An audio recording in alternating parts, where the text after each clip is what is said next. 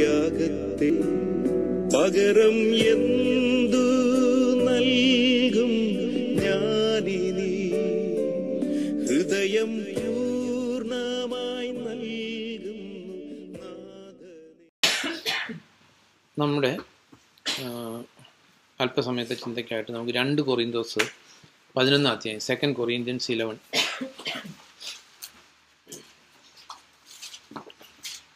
2 Corinthians 11 അതിൻ്റെ 2 തുടങ്ങി വായിക്കുമ്പോൾ ഞാൻ അതിനൊരു മുഖവര പറയട്ടെ.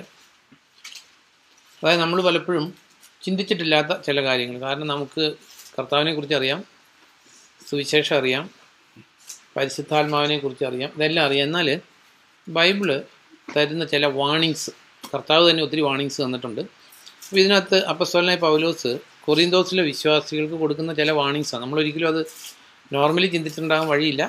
കൊറിന്ത ലേഖനം വായിച്ചിട്ടുണ്ടെങ്കിൽ എന്നാലും പൊതുവെ നമ്മുടെ അറ്റൻഷന് വരില്ല. ഈ 2ാം സെൻറ്റൻസ് തുടങ്ങി വായിക്കുമ്പോൾ ഇങ്ങനെ, എനിക്ക് നിങ്ങളെക്കുറിച്ച് തീഷ്ണതയുണ്ട്. അതായത് അപ്പസ്തലനായ പൗലോസ് കൊറിന്തോസുകാരെ കുറിച്ച് പറയും, എനിക്ക് നിങ്ങളെക്കുറിച്ച് തീഷ്ണതയുണ്ട്, ദൈവികമായ തീഷ്ണത.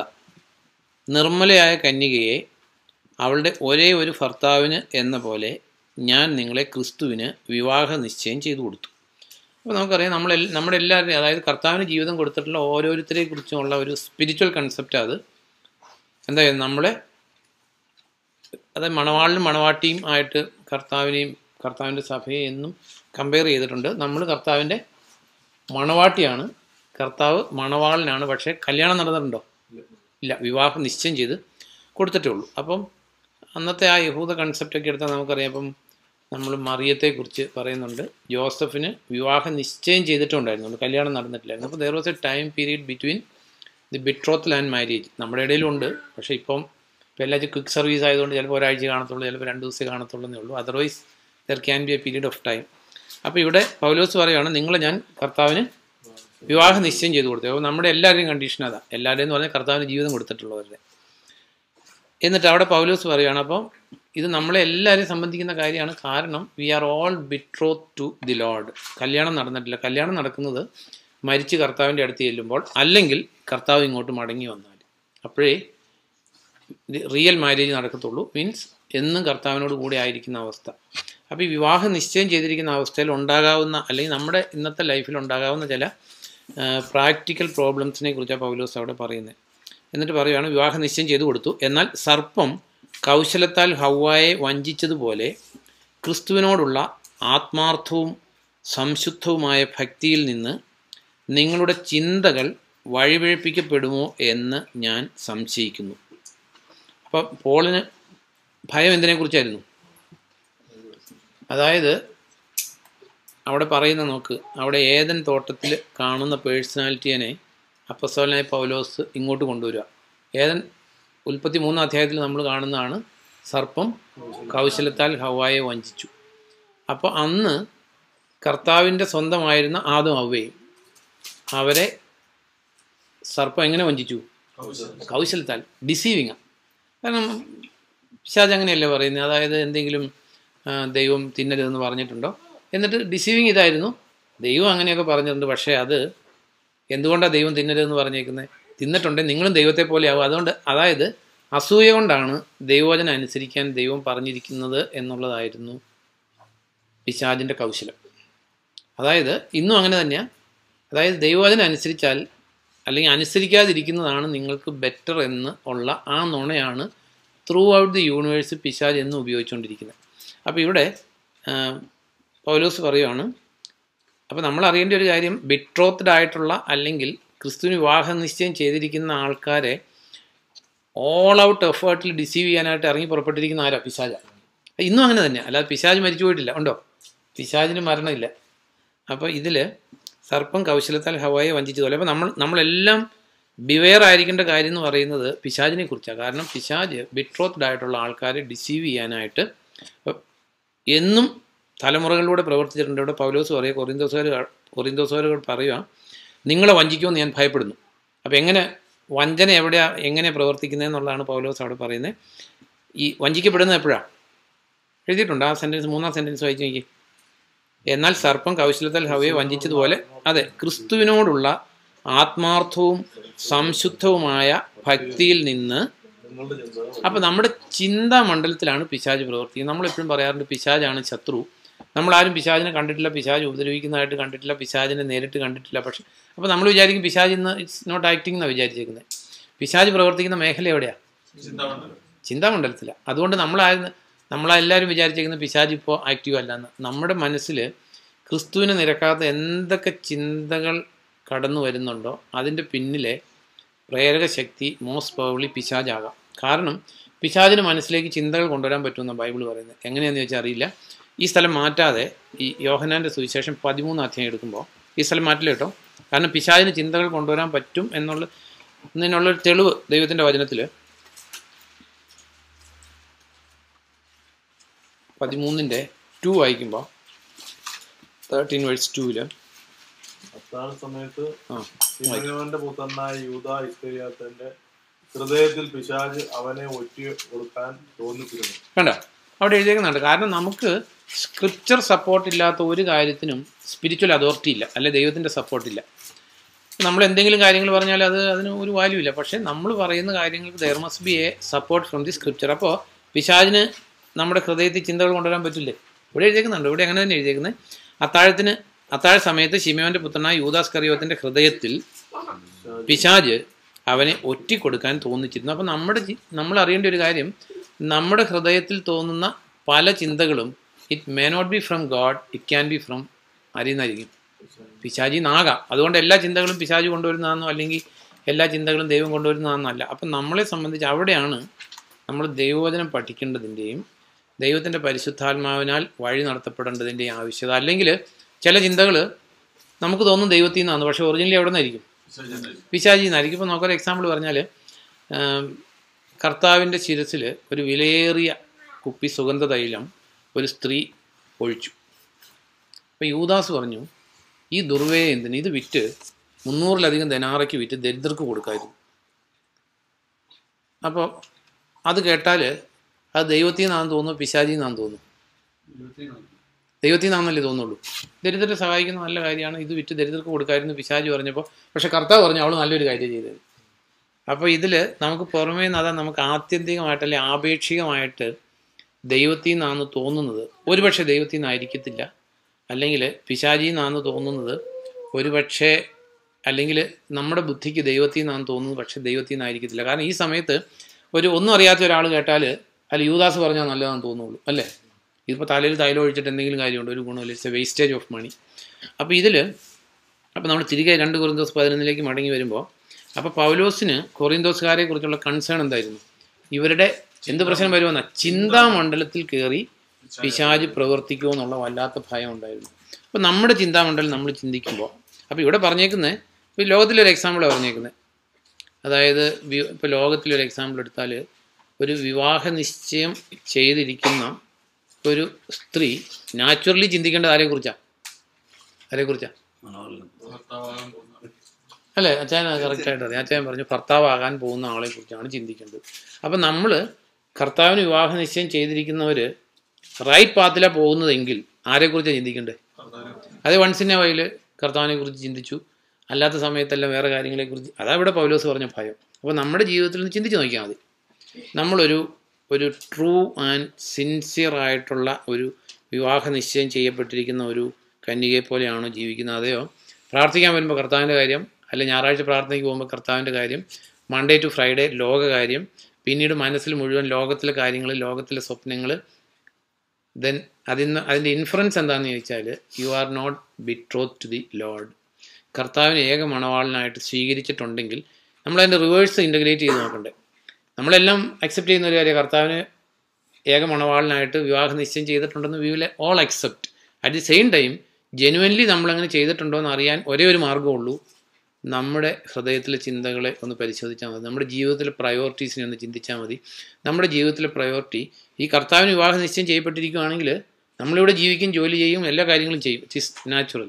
അറ്റ് ദി സെയിം ടൈം ജീവിക്കുന്ന ഒരേ ഒരു ലക്ഷ്യത്തോടെ ആയിരിക്കും. നമ്മളൊരു പാട്ട് പാടാറുണ്ട്, ഒന്നേ എനിക്ക് ആനന്ദമുലകിൽ യേശുവിൻ സന്നിധി. നാച്ചുറലി അങ്ങനെയാണ്. അതിനകത്ത് അബ്നോർമലായിട്ടൊന്നുമില്ല. അത് പറയുന്നതിനും മോശമുള്ള കാര്യങ്ങളൊന്നുമില്ല. വിവാഹ നിശ്ചയം ചെയ്തിരിക്കുന്ന ഒരു സ്ത്രീ അല്ലെ പുരുഷനെ സംബന്ധിച്ച് അവരുടെ ജീവിതത്തിലെ ഫസ്റ്റ് പ്രയോറിറ്റി ഇത് മാരേജ് ആയിരിക്കണം. നമ്മളൊരു ഏതൊരു സിനിമാ പാട്ടിൽ ഇനി 7 സുന്ദര അടുത്ത വേട എന്താ ദീപ് കണ്ടോ അച്ഛൻ കറക്റ്റ് ഏകാന്ത സുന്ദര രാത്രികൾ. പക്ഷെ ഇത് ഞാൻ ഈ ലോകത്തിലെ കല്യാണം കാര്യമല്ല പറയുന്നത്, നമ്മുടെ ജീവിതത്തിൽ അങ്ങനെയാണോ? R you counting down?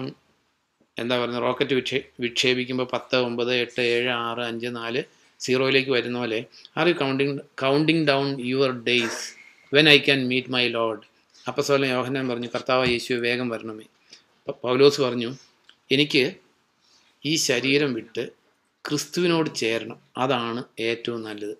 നമുക്കിത് പറ്റാത്തത് എന്താണെന്ന് ചോദിച്ചാൽ, ഈ കൊളോസ്യ ലൈൻ എടുക്കുമ്പോൾ, കൊളോഷ്യൻസ് 3 എടുക്കുമ്പോൾ,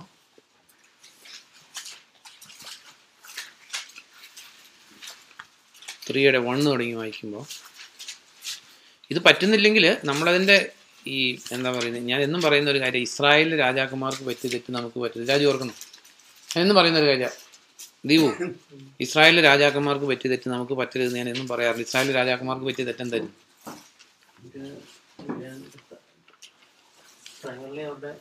അതല്ല ഞാൻ പറഞ്ഞത്. ഇസ്രായേലിലെ രാജാക്കന്മാർ എങ്ങനെയായിരുന്നു ചോദിച്ചാൽ, അവരെക്കുറിച്ചുള്ള യാഥാർത്ഥ്യം ആര് പറയുന്നു അവർക്ക് ഇഷ്ടമായിരുന്നില്ല. യാഥാർത്ഥ്യം പറയുന്ന പ്രവാചകരെ എല്ലാം അവർ കൊന്നിട്ടുണ്ട്, കൊല്ലാൻ പരിശ്രമിച്ചിട്ടുണ്ട്. ഇതൊരു മനുഷ്യവർഗത്തിൻ്റെ ഒരു കോമൺ മിസ്റ്റേക്ക്. അപ്പം നമുക്കത് വരരുത്. അറ്റ്ലീസ്റ്റ് നമ്മളെക്കുറിച്ച്, നമ്മൾ കർത്താവിലേക്ക് വന്നാലും കർത്താവിന് വേണ്ടി ജീവിക്കാൻ തീരുമാനിച്ചാലും ഇല്ലെങ്കിലും, at least we should have a right understanding about ourselves. നമ്മുടെ ഇന്നത്തെ സ്പിരിച്വൽ കണ്ടീഷൻ എന്താണ്, നമ്മൾ എത്രത്തോളം കർത്താവിനോട് അടുത്തിട്ടുണ്ട്, ഒരു ട്രൂലി വിവാഹ നിശ്ചയം ചെയ്യപ്പെട്ട ഒരു കന്യകയെ പോലെയാണോ കർത്താവുമായിട്ടുള്ള ബന്ധം എന്ന്. അതേ പറഞ്ഞു, ഇസ്രായേൽ ഞാൻ എന്നും ഓർമ്മിപ്പിക്കുന്ന ഒരു കാര്യം, ഇസ്രായേലിലെ രാജാക്കന്മാർക്ക് വന്ന തെറ്റ് നമുക്ക് വരരുത്. അതായത് നമ്മിലൊരു ഷോർട്ട് കമ്മിങ് ഉണ്ടെങ്കിൽ അത് കേൾക്കുന്നത് ഇഷ്ടപ്പെടാതെ ജീവിക്കരുത്. അതിനെക്കുറിച്ച് നമുക്ക് പെട്ടില്ല പോലും ഇഷ്ടപ്പെട്ടില്ല പോലും അറ്റ്ലീസ്റ്റ് നമ്മൾ ആരാണെന്ന് ഒരു കറക്റ്റ് അണ്ടർസ്റ്റാൻഡിങ് നമുക്കുണ്ടായിരിക്കണം. അപ്പോസ്തലനായ പൗലോസ് പറയുന്നുണ്ട്, യു ജഡ്ജ് യുവർ സെൽഫ്, നീ നിന്നെ തന്നെ വിധിക്ക്. അല്ലെങ്കിൽ എന്താ പറയുന്നത്, വെറും വിഡ്ഢികൾ ജീവിക്കുന്ന പോലെ ജീവിച്ച് നമ്മളിപ്പോൾ എല്ലാം ഓക്കെ ആണെന്ന് പറഞ്ഞ് അങ്ങനെ അങ്ങ് ജീവിച്ചു പോയി ഒരു ദിവസം ഒരു കെണിയിൽ ചെന്ന് ചാടുന്ന പോലെ ചെന്ന് ചാടും. ഞാൻ ഓർക്കുന്നുണ്ട്, ഞാൻ പണ്ട് ജോലി ചെയ്തുകൊണ്ടിരുന്ന സമയത്ത് ഈ ഇങ്ങനെ ക്ലാസ് എടുക്കാൻ പോകും. അപ്പോൾ ഓഫീസിൽ നിന്ന് പലരുണ്ടാവും, 3-4 പേരുണ്ടാവും. അപ്പോൾ എല്ലാവർക്കും ക്ലാസ് എടുക്കുന്നുണ്ടാവും. അപ്പോൾ അവിടുത്തെ ഒരു മെയിൻ ജോലി എന്താണെന്ന് വെച്ചാൽ, എനിക്കത് ചെന്നപ്പോൾ സ്ട്രേഞ്ച് ആയിട്ട് തോന്നി.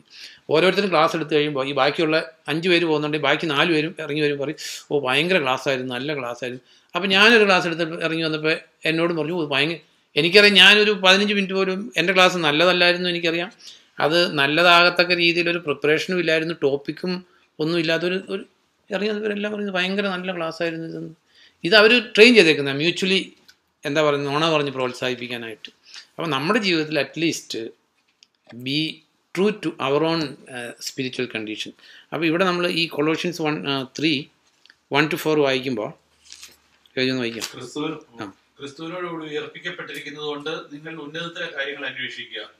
ഉന്നതത്തിൽ ദൈവത്തിന്റെ വലതുഭാഗത്ത് ക്രിസ്തു ഇരിക്കുന്നു. ഉന്നതത്തിലെ കാര്യങ്ങളിലാണ്, ഭൗമിക കാര്യങ്ങളിലല്ല നിങ്ങൾ മനസ്സുറപ്പിക്കേണ്ടത്. കാരണം നിങ്ങൾ മരിച്ചിരിക്കുന്നു, നിങ്ങളുടെ ജീവൻ ക്രിസ്തുവിനോട് കൂടി ദൈവത്തിൽ നിഗൂഢമായിരിക്കുന്നു. നമ്മുടെ ജീവനായ ക്രിസ്തു പ്രത്യക്ഷനാകുമ്പോൾ ക്രിസ്തുവിനോടുകൂടി നിങ്ങളും മഹത്വത്തിൽ പ്രത്യക്ഷരാകും. നമ്മൾ ഈ അടുത്ത ദിവസങ്ങളിൽ ചിന്തിച്ച പോലെ അപ്പോസ്തലന്മാരുടെ എല്ലാ ടീച്ചിങ്ങിൻ്റെയും ബേസ് എന്താ? ഗിരിപ്രഭാഷണം. എല്ലാം ബേസ്, ഒറ്റ ബേസേ ഉള്ളൂ. അതായത് കാരണം കർത്താവിനെ ബേസ് ചെയ്യാതെ ഇവർക്കാർക്കും ഒരു പഠിപ്പീരുമില്ല. അപ്പോൾ ഈ ഗിരിപ്രഭാഷണത്തിൽ ഇതിനെ സപ്പോർട്ട് ചെയ്ത് കർത്താവ് പറഞ്ഞ വേടതാന്ന് പറയാം. എന്താ രാജു, നമ്മൾ ഗിരിപ്രഭാഷണം പഠിച്ചുകൊണ്ടിരിക്കുകയല്ലേ, എന്താ ബിജൻ? അതായത് ഇവിടെ പൗലോസ് പറഞ്ഞ് നിങ്ങൾ ക്രിസ്തുവിനോട് കൂടി മരിച്ചു ഉയർപ്പിക്കപ്പെട്ടിരിക്കുന്നു, അതുകൊണ്ട് മനസ്സെവിടെ ആയിരിക്കണം? ഉന്നതത്തിലെ കാര്യങ്ങളിലായിരിക്കണം, ഭൂമിയിലെ കാര്യങ്ങളിലായിരിക്കരുത്. റീസൺ, നിങ്ങൾ ക്രിസ്തുവിനോടുകൂടി മരിച്ച് ഉയർപ്പിക്കപ്പെട്ടിരിക്കുന്നു. കർത്താവ് പറഞ്ഞു നിങ്ങളുടെ ഹൃദയം എവിടെയോ, നിങ്ങളുടെ നിക്ഷേപം എവിടെയോ അവിടെ ആയിരിക്കും നിങ്ങളുടെ ചിന്തകൾ.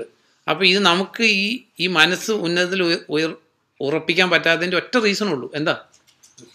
നിക്ഷേപം വേറെ സ്ഥലത്താണ്. നിക്ഷേപം വീട് വയ്ക്കുന്നിടത്തും ജോലി സ്ഥലത്തും ANZ ബാങ്ക് അക്കൗണ്ടിലും നാട്ടിലും അവിടെ ഇവിടെയൊക്കെ നിക്ഷേപമായിരിക്കുന്നവരോട് മനസ്സ് അവിടെ കൊടുക്കാൻ പറഞ്ഞാൽ ഇംപോസിബിൾ.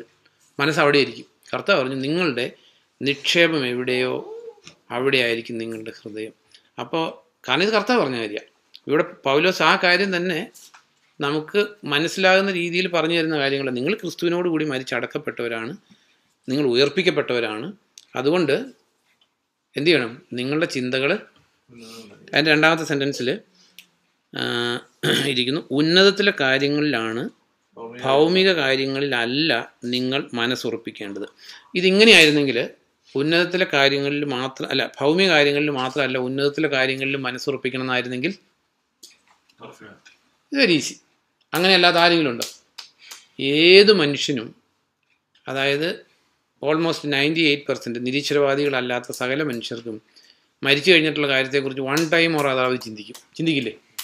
അപ്പോൾ ഇവിടെ നിങ്ങൾ ഈ ലോകത്തിലെ കാര്യം മാത്രം ശ്രദ്ധിച്ചാൽ പോരാ, വരാനിരിക്കുന്ന കാര്യം കൂടെ ശ്രദ്ധിക്കണമെന്ന് ദൈവത്തിൻ്റെ വചനത്തിൽ എഴുതിയിരുന്നെങ്കിൽ എല്ലാവരും അങ്ങനെയല്ലാത്ത ഒരു മനുഷ്യനും ഇല്ല. പക്ഷേ ഇവിടെ എഴുതിയേക്കുന്നത് നിങ്ങൾ ഉന്നതത്തിലെ കാര്യങ്ങളിലാണ്, ഭൗമിക കാര്യങ്ങളിൽ അല്ല മനസ്സുറപ്പിക്കുന്നത്. That means we don't have any right to think about things pertaining to the world.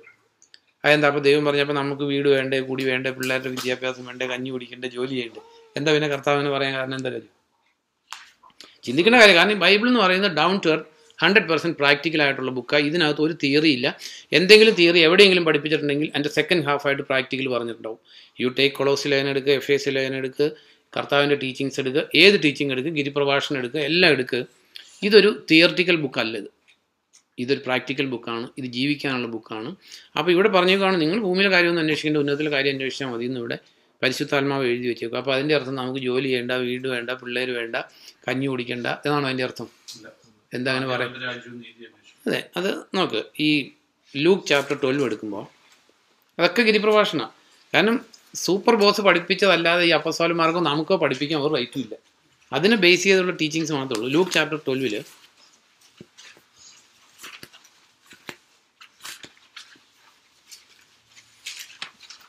നമുക്കറിയാവുന്ന സ്ഥലം. ഈ ഗിരിപ്രഭാഷണം ലൂക്കോസ് എഴുതിയേക്കുന്നത് അത് മത്തായി എഴുതിയേക്കുന്ന സ്റ്റൈലിലല്ല, പല 2-3 ചാപ്റ്ററിലായിട്ട് അവിടെ ഇവിടെയൊക്കെ അതിൽ നിന്നുള്ള റൈറ്റിങ്സ് വന്നേക്കുവാണ്. അപ്പോൾ ഈ 12 മുഴുവൻ വായിക്കേണ്ട അറിയാവുന്ന സ്ഥലമാണല്ലോ. അതിൻ്റെ 29 വായിച്ചു രാജു. എന്ത് തിന്നും എന്നോ എന്ത് കുടിക്കും എന്നോ നിങ്ങൾ അന്വേഷിക്കേണ്ട. അപ്പൊ ഇത് ഓരോ സെന്റൻസും ഒന്ന് എടുത്തോണ്ട് ഇത് പറഞ്ഞിരിക്കുന്നത്, ഇത് പൗലോസും അല്ല, പത്രോസും അല്ല, യോഹന്നാനും അല്ല. കർത്താവ് പറയും എന്ത് തിന്നും എന്ത് കുടിക്കും എന്നോ നിങ്ങൾ അന്വേഷിക്കേണ്ട എന്ന് പറഞ്ഞാൽ, അങ്ങനെയൊക്കെ പറഞ്ഞാൽ നമ്മൾ അന്വേഷിക്കണം എന്നാണോ അതിനുള്ള ഉത്തരം? ഇത് സൂപ്പർ ബോസ് പറഞ്ഞേക്കുന്നത്. അത് അനുസരിക്കുന്നവർക്ക് മാത്രമേ ഈ ബൈബിളിൽ കൊണ്ട് ഉപയോഗമുള്ളൂ, അല്ലെങ്കിൽ പിന്നെ ഒരു ഉപയോഗമില്ല. അന്വേഷിക്കേണ്ട, ലോകത്തിലെ അന്വേഷിക്കേണ്ട, ആശങ്കാകുലരാകുകയും വേണ്ട. ലോകത്തിലെ ജനതകളാണ് ഇവയെല്ലാം അന്വേഷിക്കുന്നത്. നിങ്ങൾക്ക് ഇവയെല്ലാം ആവശ്യമുണ്ടെന്ന് നിങ്ങളുടെ പിതാവിന് അറിയാം. അതുകൊണ്ട് ഇവയ്ക്ക് പകരം അവന്റെ രാജ്യം അന്വേഷിക്കുക. അങ്ങനെയെങ്കിൽ ഇവ കൂടി നിങ്ങൾക്ക് നൽകപ്പെടും. ഈ ഇവയ്ക്ക് പകരം എന്നുള്ളത് മത്തായിയുടെ സുവിശേഷത്തിലില്ല. അത് വളരെ ബ്യൂട്ടിഫുൾ. അതായത് ലോകത്തിലെ മനുഷ്യരെല്ലാം അങ്ങനെ എന്ത് തിന്നും എന്ത് കുടിക്കും, അവിടെ വീട് വയ്ക്കും, പിള്ളേരുടെ കാര്യം എന്തായാലും പിള്ളേരെ കെട്ടിച്ചുവിടാൻ സ്ത്രീധനം ഉണ്ടോ, ബാങ്ക് ഡിപ്പോസിറ്റ് ഉണ്ടോ, 100% മനുഷ്യൻ വറീഡ് ആൻഡ് അണ്ടർ ടെൻഷനാണ്. എല്ലാ മനുഷ്യരും ലോകത്തിലെ അത് തന്നെ ഇവിടെ കർത്താവ് പറഞ്ഞ് ഇവയെല്ലാം അന്വേഷിക്കുന്ന ആരാന്ന് പറഞ്ഞിരിക്കുന്നത്? സാധാരണ മനുഷ്യരെല്ലാം ഇത് തന്നെയാണ്, അവരുടെ മനസ്സെല്ലാം ഇത് തന്നെയാണ്. ബട്ട് മത്തായിൽ എഴുതിയപ്പോൾ but you have a father, you are not an orphan. അതായത് ഇപ്പോൾ നമുക്ക് കൊച്ചു പിള്ളേരെയാണ്, ഈ പിള്ളേർ എന്തിനെ കുറിച്ചെങ്കിലും അറിയിട്ടാണ്. ഇപ്പോൾ ബിജിൻ്റെ കൊച്ചു മടിയിലിരിക്കുന്നു, അത് നാളെ എന്ത് കഴിക്കുന്നു അതിനെന്തെങ്കിലും ബോധറേഷൻ ഉണ്ടോ? അത് ഇനി അടുത്ത മാസം വാടക കൊടുക്കുന്നതിനെക്കുറിച്ച് അതിനെന്തെങ്കിലും ബോധറേഷൻ ഉണ്ടോ? അല്ലെങ്കിൽ ഇനി അബ്സല്യൂട്ട്ലി ടെൻഷൻ ഫ്രീ, ബിക്കോസ് അതൊന്നും ചിന്തിച്ചിട്ടല്ല, പക്ഷെ അതിനറിയാം നമ്മുടെ നീഡ്സ് നമ്മുടെ അപ്പൻ അറിയാം. അല്ലെങ്കിൽ ആ കൊച്ചിനൊന്നും അറിയില്ല, ഇച്ചിരി വലിയ പിള്ളേരെടുത്തോ, ഈ ഇരിക്കുന്ന 3 പിള്ളേരെടുക്കുക, അവർക്ക് എന്തെങ്കിലും ടെൻഷനുണ്ടോ? അവരെ അപ്പനും അമ്മയൊക്കെ തണ്ടൊടിഞ്ഞും നടുവൊടിഞ്ഞും ഒക്കെ പണിയെടുത്ത് അവരെ നടത്തിക്കോളുന്നുണ്ടോ അവർക്കറിയാം. അപ്പോൾ അവർക്കൊരു ടെൻഷനും ഇല്ല. അപ്പോൾ ഇവർക്കൊരു ടെൻഷനും കൂടാതെ ജീവിക്കാമെങ്കിൽ ദി ഓൾമൈറ്റി ഗോഡിൽ വിശ്വസിക്കുന്ന ഒരു മനുഷ്യന്, സ്നേഹിക്കുന്ന ഒരു ദൈവത്തിൽ വിശ്വസിക്കുന്ന ഒരു മനുഷ്യന്, അതുകൊണ്ട് ഇവിടെ എഴുതിയേക്കുന്നത് ലോകക്കാരതിനെക്കുറിച്ചൊക്കെ ചിന്തിക്കുന്നത്. അപ്പം നമുക്ക് ഈ ടെൻഷൻ വരുന്നതിൻ്റെ ഒരു reason, we have never met our Father. അതേ ഞാൻ പറഞ്ഞാൽ ഇസ്രായേൽക്കാർക്കുണ്ടായ തെറ്റ് നമുക്കുണ്ടാകരുത്. ഞാൻ കൂടെ പറയുന്നതിൻ്റെ ഒരു റീസൺ, അറ്റ്ലീസ്റ്റ് നമ്മുടെ ഫെയിലിയർ നമ്മൾ അക്സെപ്റ്റ് ചെയ്യണം. അതായത് നമ്മൾ ദൈവത്തെ മനസ്സിലാക്കിയിട്ടില്ല, ദൈവത്തെ അറിഞ്ഞിട്ടില്ല. ദൈവത്തെ ആശ്രയം വയ്ക്കുന്ന മനുഷ്യൻ്റെ ജീവിതം എന്ന് പറയുന്നത് ഈ പിള്ളേരുടെ ജീവിതം പോലെ അവർക്കൊരു ടെൻഷനും ഇല്ല. ഉണ്ടോ? അവർക്കൊരു ടെൻഷനും ഇല്ല. പിന്നെ അവർക്ക് ആകെ വെച്ച ടെൻഷനുള്ളത് ഈ അപ്പന് ഇഷ്ടമില്ലാത്ത കാര്യം ചെയ്താൽ വലിയ അടി കിട്ടുമെന്നുള്ളൊരു പേടി മാത്രമേ ഉള്ളൂ. ആ പേടി നമുക്കും ആവശ്യമുള്ളൂ, അതുമാത്രമേ ആവശ്യമുള്ളൂ. അപ്പോൾ ഇതിൽ പറഞ്ഞേക്കുന്നത് നിങ്ങൾക്ക് ഇവയെല്ലാം ആവശ്യമുണ്ടെന്ന് നിങ്ങളുടെ പിതാവിനറിയാം. ഒന്ന് ആലോചിച്ച് നോക്കുക, എത്ര ഒരു ടെൻഷൻ ഫ്രീ, എത്ര ഒരു റെസ്റ്റ്ഫുൾ, എത്ര പീസ്ഫുൾ ആയിട്ടുള്ളൊരു ലൈഫാണ് ദൈവം നമുക്ക് വിഭാവനം ചെയ്തേക്കുന്നതെന്ന് ആലോചിച്ച് നോക്കുക. ഈ ജോൺ ചാപ്റ്റർ 14:19 കർത്താവ് പറയാം, ഞാൻ നിങ്ങളെ അനാഥരായിട്ട് വിട്ടിട്ട് പോയില്ല. I will never leave U as orphans. ആലോചിച്ച്, ഓർഫൻസ് എന്നുള്ളതിന് ഇംഗ്ലീഷിൽ ഫാദർലെസ് എന്നാണ്. ഞാൻ നിങ്ങൾ ഒരിക്കലും ഓർഫൻസ് ആയിട്ട് വിട്ടിട്ട് പോകത്തില്ല. അതിൽ ഈ 31ാമത്തെ sentence that is very crucial. ഈ ലൂക്ക് 12:31 എഴുതിയേക്കുവാണ്. അതുകൊണ്ട്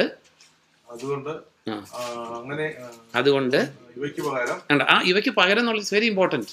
അപ്പം ലോകത്തിലെ മനുഷ്യൻ, ശരിക്കും നമ്മൾ മനസ്സിലാക്കേണ്ട ഒരു കാര്യം, ലോകത്തിലെ മനുഷ്യൻ always under tension, always busy, always thinking about making money, അല്ലെങ്കിൽ ഇനി എന്തുണ്ടാക്കാം, എന്നെങ്കിലും മനുഷ്യന് ഫർദർ പൈസ ഉണ്ടാക്കാനുള്ള ആഗ്രഹം നിലച്ചു കണ്ടിട്ടുണ്ടോ?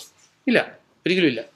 പണത്തെ സ്നേഹിക്കുന്നവൻ പണത്തെ കൊണ്ട് ഒരിക്കലും സംതൃപ്തനാകത്തില്ല. ബുദ്ധിമാനായിട്ടുള്ള സോളമൻ പറഞ്ഞിരിക്കുന്നു.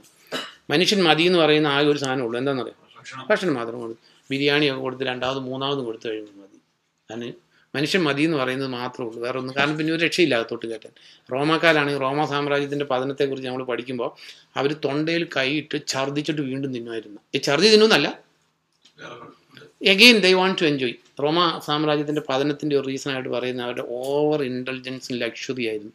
അപ്പോൾ ഇവിടെ ഈ പകരം എന്നുള്ള വേർഡ് നമ്മൾ പ്രത്യേകം ചിന്തിക്കേണ്ടത്. ഇത് എല്ലാവർക്കും ഉള്ളൊരു വാഗ്ദത്തല്ല. അപ്പോൾ ലോകത്തിലെ മനുഷ്യൻ വറീഡാണ്, പൈസ ഉണ്ടാക്കുന്നതിനെക്കുറിച്ച് വറീഡാണ്, മക്കളുടെ ഭാവിയെക്കുറിച്ച് വറീഡാണ്, ഇനി എത്ര സമ്പാദിക്കാമെന്നുള്ളതിനെക്കുറിച്ച് വറീഡാണ്, എന്നും വറീഡായിരിക്കും. ഇവിടെ പറഞ്ഞേക്കുവാണ്, പക്ഷെ നമ്മളും വറീഡായിരിക്കണം. എന്തിനെക്കുറിച്ച്? ഇവയ്ക്ക് പകരം കർത്താവിൻ്റെ രാജ്യത്തെക്കുറിച്ച്. അപ്പോൾ നമ്മുടെ ജീവിതത്തിൽ always if you are thinking about the Lord and his kingdom, കർത്താവിനെ കുറിച്ച് എപ്പോഴും ചിന്തിക്കുന്ന ഒരു വ്യക്തിയെങ്കിൽ അതിനേക്കാൾ വലിയൊരു ഫുൾ കവർ ഇൻഷുറൻസ് ആർക്കും കിട്ടാനില്ല. നോ, ഒന്നിനെക്കുറിച്ചും ചിന്തിക്കേണ്ട ആവശ്യമില്ല. നമ്മൾ ചിന്തിക്കുന്നുണ്ട്, നമ്മൾ ചിന്തിക്കാറുള്ളൊരു കാര്യം, ഈ ഇസ്രായേൽക്കാരെ നശിപ്പിക്കാൻ വേണ്ടിയിട്ട് എസ്തറിൻ്റെ പുസ്തകത്തിൽ ഇസ്രായേൽക്കാരെ നശിപ്പിക്കാൻ വേണ്ടിയിട്ട് ഹാമാൻ വലിയ പരിപാടി ആസൂത്രണം ചെയ്തുകൊണ്ടിരിക്കുക, അല്ലേ? ഹാമാൻ, അതായത് മൊർദിക്കായെ തൂക്കിക്കൊല്ലാനുള്ള പരിപാടികൾ ആസൂത്രണം ചെയ്തുകൊണ്ടിരിക്കുക. സ്ഥലം വായിച്ചിട്ടില്ല രാജു?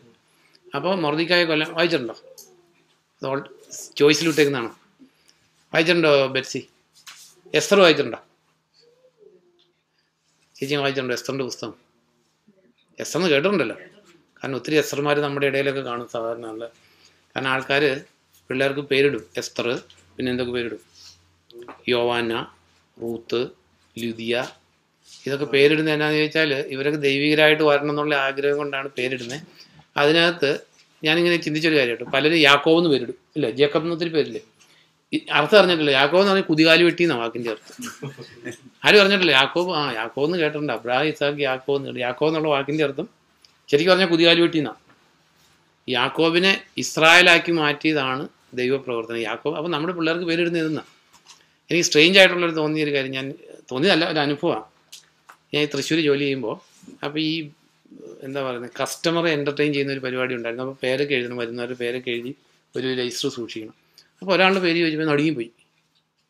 തമാശ പറഞ്ഞാണെന്ന് ചോദിച്ചു. പേര് ലൂസിഫർ. അത്ഭുതപ്പെട്ടു പോയി. പേര് ലൂസിഫർ എന്ന പേരിട്ടെ. അതുപോലെ നമ്മുടെ ഇടയിൽ വളരെ കോമൺ ഒരു പേരല്ലേ, എസ്പെഷ്യലി എമോങ്സ് കാത്തലിക്സ്, ഇസബെല്ല. കേട്ടില്ലേ? ഇസബെല്ല ഒരു കോമൺ പേരല്ലേ? എനിക്ക് തന്നെ ഒരു ഇമ്മീഡിയറ്റ് റിലേറ്റീവ് ഉണ്ട്, ഇസബെല്ല ചേച്ചിയുണ്ട് എനിക്ക്. അപ്പോൾ അതൊന്നും ബൈബിൾ അറിയില്ലായിരുന്നു. അതായത് ബൈബിളിലെ ഏറ്റവും ഒരു നീച കഥാപാത്രം Isabel, one of the most wicked ലേഡിയാണ് ഇസബെല്ല്. അതിന് നമ്മൾ പേരിടുന്നതിനൊരു ഇതുമില്ല. പിന്നെ എനിക്കറിയാവുന്ന വേറെ ആൾ പേരിട്ടേക്കുന്ന ആഷിമ, കേൾക്കുമ്പോൾ നല്ല പേരാണ്. ആഷിമ എന്ന് പേര് കേട്ടിട്ടുണ്ടോ? ആഷിമ എന്ന് പറഞ്ഞ ഒരു പുറജാതി ദേവതയാണ് ബൈബിളിലെ. അതായത് നമ്മൾ ദുർഗ എന്നൊക്കെ പേരിടുന്ന പോലെയുള്ളൊരു കഥാപാത്രം. ദുർഗ, ഗണപതി, അല്ലെങ്കിൽ പിന്നെ ഉണ്ടല്ലോ എന്താ സരസ്വതി എന്നൊക്കെ പേരിടുന്ന പോലത്തെ ഒരു ബൈബിളിലൊരു പേഗൻ ഗോഡസ് ആഷിമ. അപ്പോൾ ഞാൻ പറഞ്ഞ ആൾക്കാർ പലരും അറിയാതെ പേരിടുന്നത്. അതുപോലെ ഇപ്പോൾ നോക്കുക, ആൾക്കാർ പിള്ളേർ ഗോഡ്ലിയൊക്കെ ആയിട്ട് വരാൻ വേണ്ടിയാണ് പേരിടുന്നത്. ഞാൻ ഈ അടുത്ത ദിവസം ചിന്തിച്ചൊരു കാര്യമുണ്ട് രാജു. ഈ പൊതുവെ പ്രൊട്ടസ്റ്റൻറ്റ് ക്രിസ്ത്യാനിറ്റിയിൽ അല്ലെങ്കിൽ രക്ഷിക്കപ്പെട്ടവരെന്നൊക്കെ പറയുന്ന ആൾക്കാർ ഇങ്ങനെയൊക്കെയുള്ള പേരിടും. യോവാന, ലുദിയ, ജൂനിയ, ഇങ്ങനെയൊക്കെയുള്ള പേരൊക്കെ പലതും ഇങ്ങനെ തപ്പിപ്പറക്കിയിടും. എന്നാൽ ബൈബിളിലെ ഏറ്റവും ഗ്രേറ്റ് ആയിട്ടൊരു കഥാപാത്രം മേരി എന്നാരും ഇടില്ല. അതൊരു ബ്ലൈൻഡ് ഒപ്പോസിഷനാണ്. കാരണം മറിയത്തോളം നല്ലൊരു കഥാപാത്രം ബൈബിളിലില്ല. പക്ഷെ മേരി എന്ന് പൊതുവെ പേര് കുറവല്ലേ? മേരി എന്ന് പേര് കുറവാണ് ഇങ്ങനെ. അപ്പം ഞാനിപ്പോൾ പറഞ്ഞു വന്ന ടോപ്പിക് അതല്ല, പറഞ്ഞു വന്നത് ഇവയ്ക്ക് പകരമായിട്ട് അപ്പോൾ ഒരു കർത്താവിനെ ഫോളോ ചെയ്യുന്ന ഒരാൾ ലോകക്കാരൻ ലോക കാര്യങ്ങളിൽ എത്ര ബിസിയാണോ അതുപോലെ കർത്താവിൻ്റെ കാര്യങ്ങളിൽ കർത്താവിനെ സേവിക്കുന്ന ഒരാൾ ബിസി ആയാലാണ്, അല്ലെങ്കിൽ മനസ്സ് അതുപോലെ സമർപ്പിച്ചാലാണ് എന്ത് ഈ വാഗ്ദത്തം. അതായത് ഒന്നിനെക്കുറിച്ചും വ്യാകുലപ്പെടേണ്ട, മുന്നമേ അവിടുത്തെ രാജ്യവും അവിടുത്തെ നീതി അന്വേഷിക്കുന്ന എന്തൊക്കെ തരുമെന്നാണ് കർത്താവ് പറഞ്ഞേക്കുന്നത്. അങ്ങനെയെങ്കിൽ ഇവ കൂടി ചേർക്കപ്പെടും. അതായത് ശരിക്കും കർത്താവിനെ സേവിക്കുന്ന കർത്താവിനെ കുറിച്ച് ഒരു നമ്മൾ ആദ്യം ചിന്തിച്ച പോലെ, കൊളോഷ്യൻസിൽ ചിന്തിച്ച പോലെ, അതായത് ഉന്നതത്തിൽ ഹൃദയം അർപ്പിച്ച് ഹൃദയത്തിൽ കർത്താവിനെ കുറിച്ച് തന്നെ ചിന്തിച്ച് ജീവിക്കുന്ന ഒരു വ്യക്തി ഈ ലോകത്തിലുണ്ടെങ്കിൽ അവൻ്റെ all physical needs, whatever may be the needs, അതിൻ്റെ റിക്വയർമെൻറ്റ് എത്ര $1 million ആയിക്കോട്ടെ, എത്ര ആയിക്കൊള്ളട്ടെ, Lord will make it to pass. അതിനകത്ത് അബ്സല്യൂട്ട്ലി ഒരു സംശയമില്ല. പക്ഷേ പിശാച് ചെയ്യുന്നൊരു കാര്യം എന്താ? നമ്മൾ ആദ്യം ചിന്തിച്ച് സർപ്പം കൗശലത്ത ചെയ്യുന്ന കാര്യം എന്താ? ചിന്തകൾ വഴിവഴിപ്പിക്കും. ഈ കർത്താവിനോടുള്ള ഏകാഗ്രമായിട്ടുള്ള ചിന്തയെന്ന് മനസ്സ് മാറ്റിയിട്ട് ഫ്യൂച്ചറിനെ കുറിച്ച്, പിന്നെ ആവശ്യമില്ലാത്ത ഇത് വരും. ശരി, എവിടെയെങ്കിലും വായിച്ചു കഴിയുമ്പോൾ, പേപ്പറിൽ വായിച്ചു കഴിയുമ്പോൾ ചങ്കിന് ഇടത് കൈക്ക് വേദനയുണ്ടെങ്കിൽ അത് ചിലപ്പോൾ കൊളസ്ട്രോൾ ആയിരിക്കും, അത് ചിലപ്പോൾ ഹാർട്ട് അറ്റാക്ക് ഉണ്ടാകാൻ ചാൻസ് ഉണ്ട്. അല്ലെങ്കിൽ പിന്നെ തലവേദന വന്നാൽ ചിലപ്പോൾ അത് ബ്രെയിൻ ട്യൂമർ ആകാൻ ചാൻസ് ഉണ്ട്. വയറുവേദന വന്നാൽ അത് എന്താവും? ക്യാൻസർ ആകാൻ ചാൻസ് ഉണ്ട്. നടുവേദനയാണ്, ഇനി ഒരിക്കലും സുഖാകത്തില്ല. അപ്പോൾ ഈ കർത്താവിനെ കുറിച്ച് ചിന്തിക്കേണ്ടതിന് പകരം ഇങ്ങനെ നാനാവിധമായിട്ടുള്ള ചിന്തകളിലേക്ക് മനസ്സ് മാറ്റുക എന്നുള്ളതാണ് പിശാചിൻ്റെ ബേസിക് സ്ട്രാറ്റജി. കാരണം അത് കൗശലമാണ്. കാരണം അതത്ര നമുക്കൊരു അശുദ്ധമായിട്ടുള്ള കാര്യമായിട്ട് തോന്നത്തില്ല. അപ്പോൾ ചിന്ത കർത്താവിൽ നിന്ന് പോയി കഴിഞ്ഞാൽ എന്ത് പറ്റും എന്നുള്ള കാര്യം പിന്നീട് എഴുതിയിരിക്കുന്നത്. Let us come back to 2 Corinthians 11 വരുമ്പോൾ, അപ്പോൾ ഈ പിശാചിൻ്റെ കെണിയിൽ നമ്മൾ വീണിട്ടുണ്ടോ എന്ന് ഇപ്പോൾ തന്നെ ഒന്ന് ഇൻട്രോസ്പെക്ട് ചെയ്ത് നോക്ക്. ഫസ്റ്റ്, നമ്മുടെ ചിന്ത ക്രിസ്തുവിനോടുള്ള ഏകാഗ്രതയിൽ നിലനിർത്താൻ പറ്റുന്നുണ്ടോ? എങ്ങനെയാണ് ചേച്ചി, എങ്ങനെയാണ് ചിന്ത എപ്പോഴും കർത്താവിനെ കുറിച്ച് തന്നെയാണോ? കുറച്ചൊക്കെ അങ്ങനെയുള്ളവരെ വേണ്ട പിശാചിന്. ഞാനിപ്പം അതാ ഞാൻ പറഞ്ഞ ബി റിയലിസ്റ്റിക്. ഞാൻ ആരെയും കുറ്റപ്പെടുത്തുന്നല്ല. കാരണം ഈ കുറച്ചൊക്കെ കർത്താവിനെ കുറിച്ച്, അല്ലെങ്കിൽ 100% ലോക ചിന്തയാണെങ്കിൽ അവരെക്കുറിച്ച് വലിയ സ്കോപ്പില്ല പിശാചിന്. കാരണം എന്താ വെച്ചാൽ അവർ ഒരു ദിവസം മാനസാന്തരപ്പെടാൻ ചാൻസ് ഉണ്ട്. അവർ ചിന്തിക്കും, അറ്റ്ലീസ്റ്റ് വയസ്സായി ഇത്രയൊക്കെ വയസ്സിൻ്റെ ലക്ഷണങ്ങളൊക്കെ വന്ന് വയ്യാതൊക്കെ ആകുമ്പോൾ ചിന്തിക്കും, ഞാൻ ഇങ്ങനെ പോയാൽ എനിക്ക് പ്രശ്നമാകുമെന്ന് ചിന്തിച്ചിട്ട് അവർ ഒരു പക്ഷേ ദൈവത്തിലേക്ക് തിരിയാൻ ചാൻസ് ഉണ്ട്. അപ്പോൾ പിശാചിന് വേണ്ടത് എങ്ങനെയാണെന്ന് ചോദിച്ചാൽ ഒരു 50-50 അല്ല വേണ്ടത്. പിശാചിന് വേണ്ടത് ഒരു 90% ദൈവത്തെക്കുറിച്ച് ചിന്തിച്ച് ഒരു 10% ലോകത്തെക്കുറിച്ച് ചിന്തിക്കുന്ന ആൾക്കാരെ best candidates four Satanic kingdom. കാരണം അപ്പോൾ അവർക്ക് എങ്ങനെയായിരിക്കും അവരെക്കുറിച്ച് തന്നെ ഉള്ള ഒപ്പീനിയൻ എങ്ങനെയായിരിക്കും? ഞാൻ നല്ലൊരു ദൈവികനാണ്, ആത്മീയനാണെന്നായിരിക്കും. കാരണം 90% എൻ്റെ ചിന്തകളൊക്കെ ദൈവത്തെക്കുറിച്ചാണ്. അപ്പോൾ അങ്ങനെയുള്ളവരെ പിന്നെ പിശാച് ട്രബിൾ ചെയ്യാനേ വരത്തില്ല. കാരണം എന്താ? ഈ റെവലേഷൻസ് ചാപ്റ്റർ 3 എടുക്കുമ്പോൾ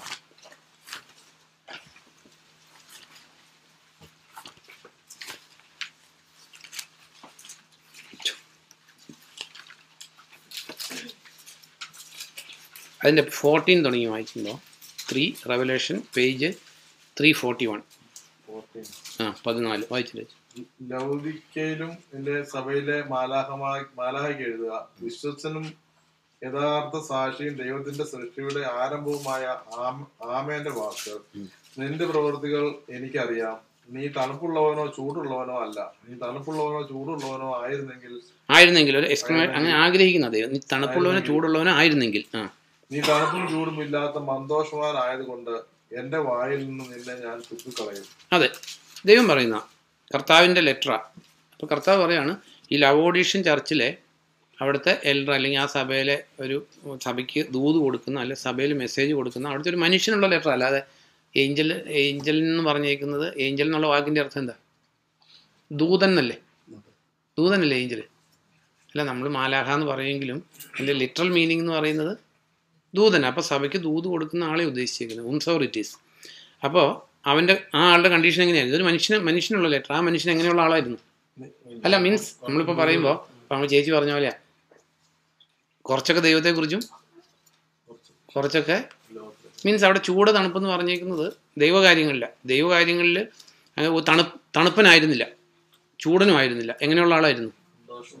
അതായത് വൈകുന്നേരം ഒരധ്യായം ബൈബിൾ വായിക്കും, പ്രാർത്ഥിക്കും, കിടന്നുറങ്ങും, അല്ലെങ്കിൽ പിന്നെ ഞായറാഴ്ച ഒരു പള്ളിയിൽ പോവും. ഇതൊക്കെ എല്ലാവരും ചെയ്തില്ല എന്നുള്ളത്. പള്ളി പോയോ വൈകുന്നേരം പ്രാർത്ഥിച്ചോ എന്നുള്ളതൊന്നും അല്ല കർത്താവ് നോക്കുന്ന ഒരു കാര്യം. 365 ഡേയ്സ് ഹൃദയം കർത്താവിന് വേണ്ടി അർപ്പിക്കപ്പെട്ടിട്ടുണ്ട്. കർത്താവിൻ്റെ കാര്യങ്ങളിൽ ചൂടുണ്ടോ എന്നുള്ളത് കാര്യമുള്ളൂ. പള്ളി പോയി പ്രാർത്ഥിച്ചോ ബൈബിൾ സ്റ്റഡിക്ക് പോയി ഇതൊന്നും നോക്കി ഇങ്ങനെയൊന്നും ദൈവത്തെ നമുക്ക് ട്രാപ്പ് ചെയ്യാൻ പറ്റത്തില്ല. ഇഫ് യു ആർ ട്രൂലി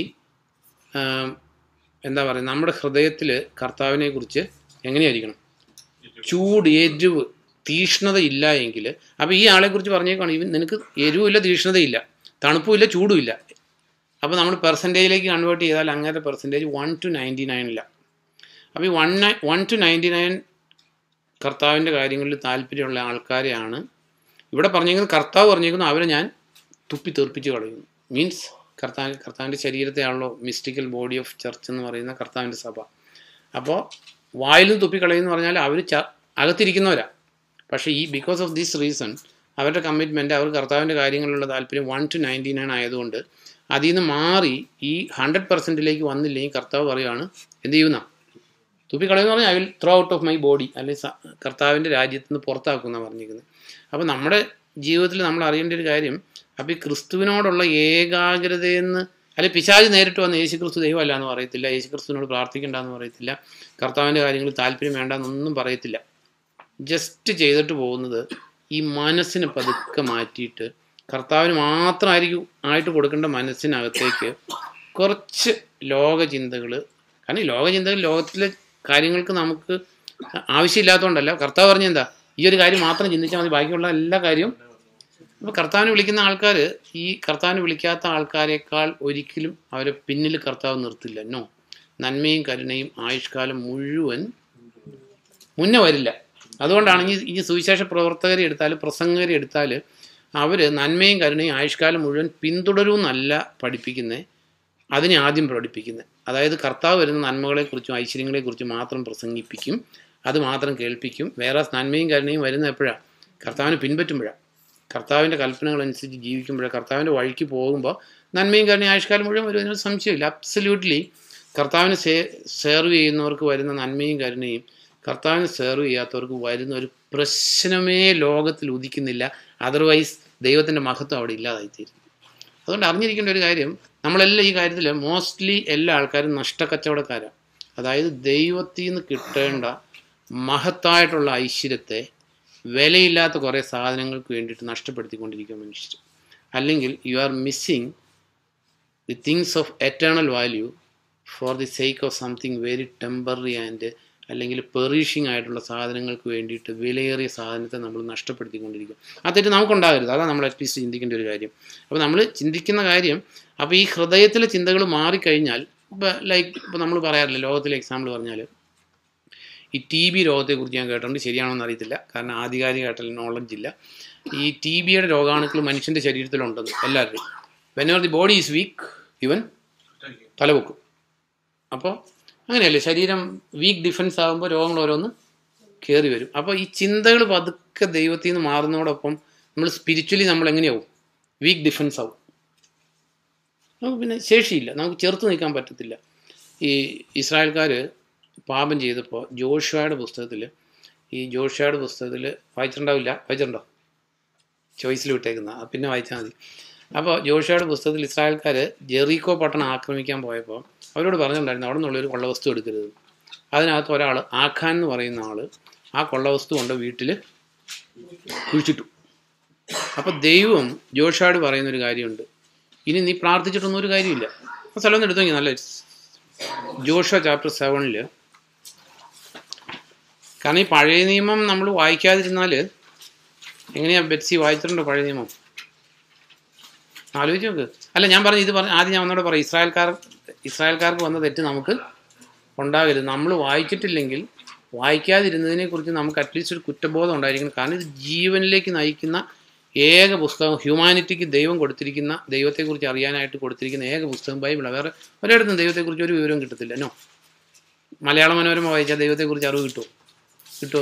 കിട്ടത്തില്ല. അപ്പം നമുക്കിത് അറിയില്ല എന്ന് പറയുമ്പോൾ അതിൽ നിന്ന് എന്താ നമ്മൾ കൺക്ലൂഡ് ചെയ്യേണ്ടത്? B realistic. അല്ല, നമ്മൾ നല്ലതാണെന്ന് പറഞ്ഞ് നമ്മളൊരു പൊട്ട കൺക്ലൂഷനിൽ എത്തരുത്. നമുക്ക് ഇതിനെക്കുറിച്ച് അറിയില്ല എന്ന് പറഞ്ഞാൽ എന്താ അതിൻ്റെ കൺക്ലൂഷൻ എന്താ എടുക്കണ്ടേ? എന്താ ചേച്ചി? അല്ല, അതേ പറഞ്ഞു, ബി റിയലിസ്റ്റിക്. ഞാൻ ആരും ജഡ്ജ് ചെയ്യുന്നല്ല. I was also exactly the same.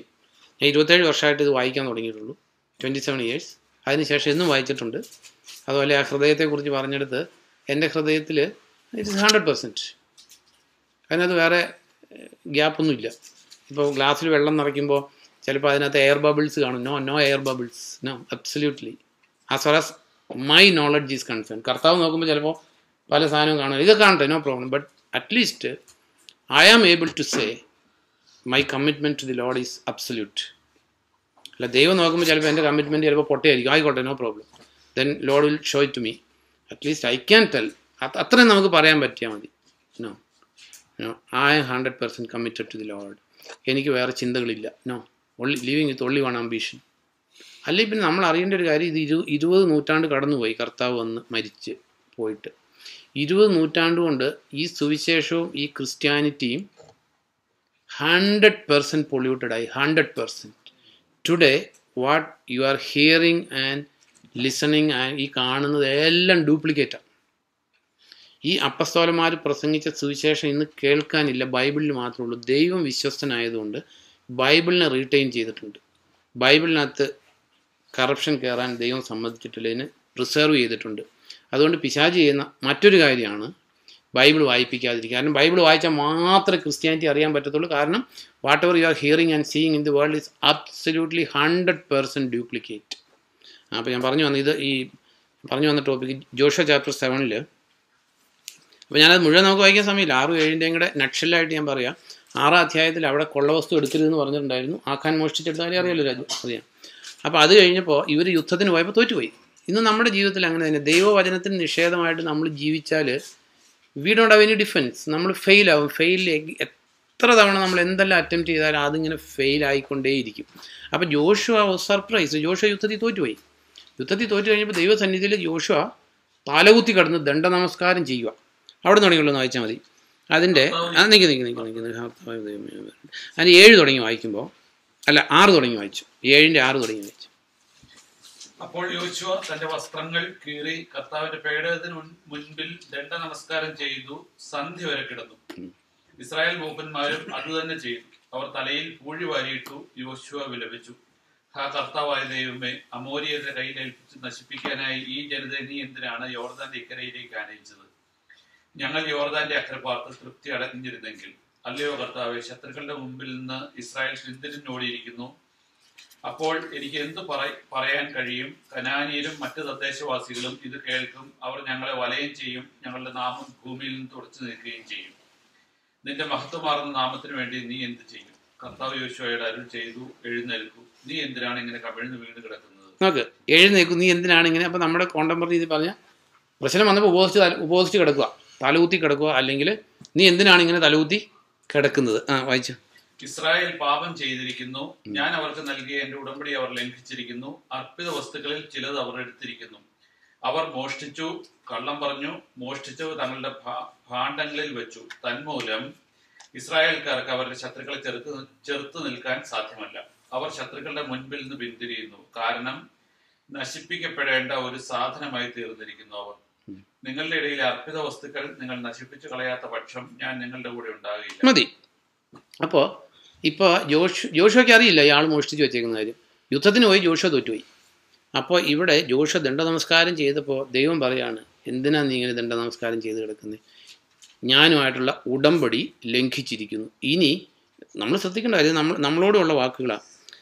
ഇസ്രായേൽക്കാർ 12ാം സെൻറ്റൻസ്, ഇസ്രായേൽക്കാർക്ക് അവരുടെ ശത്രുക്കളെ ചെറുത്ത് നിൽക്കാൻ സാധ്യമല്ല.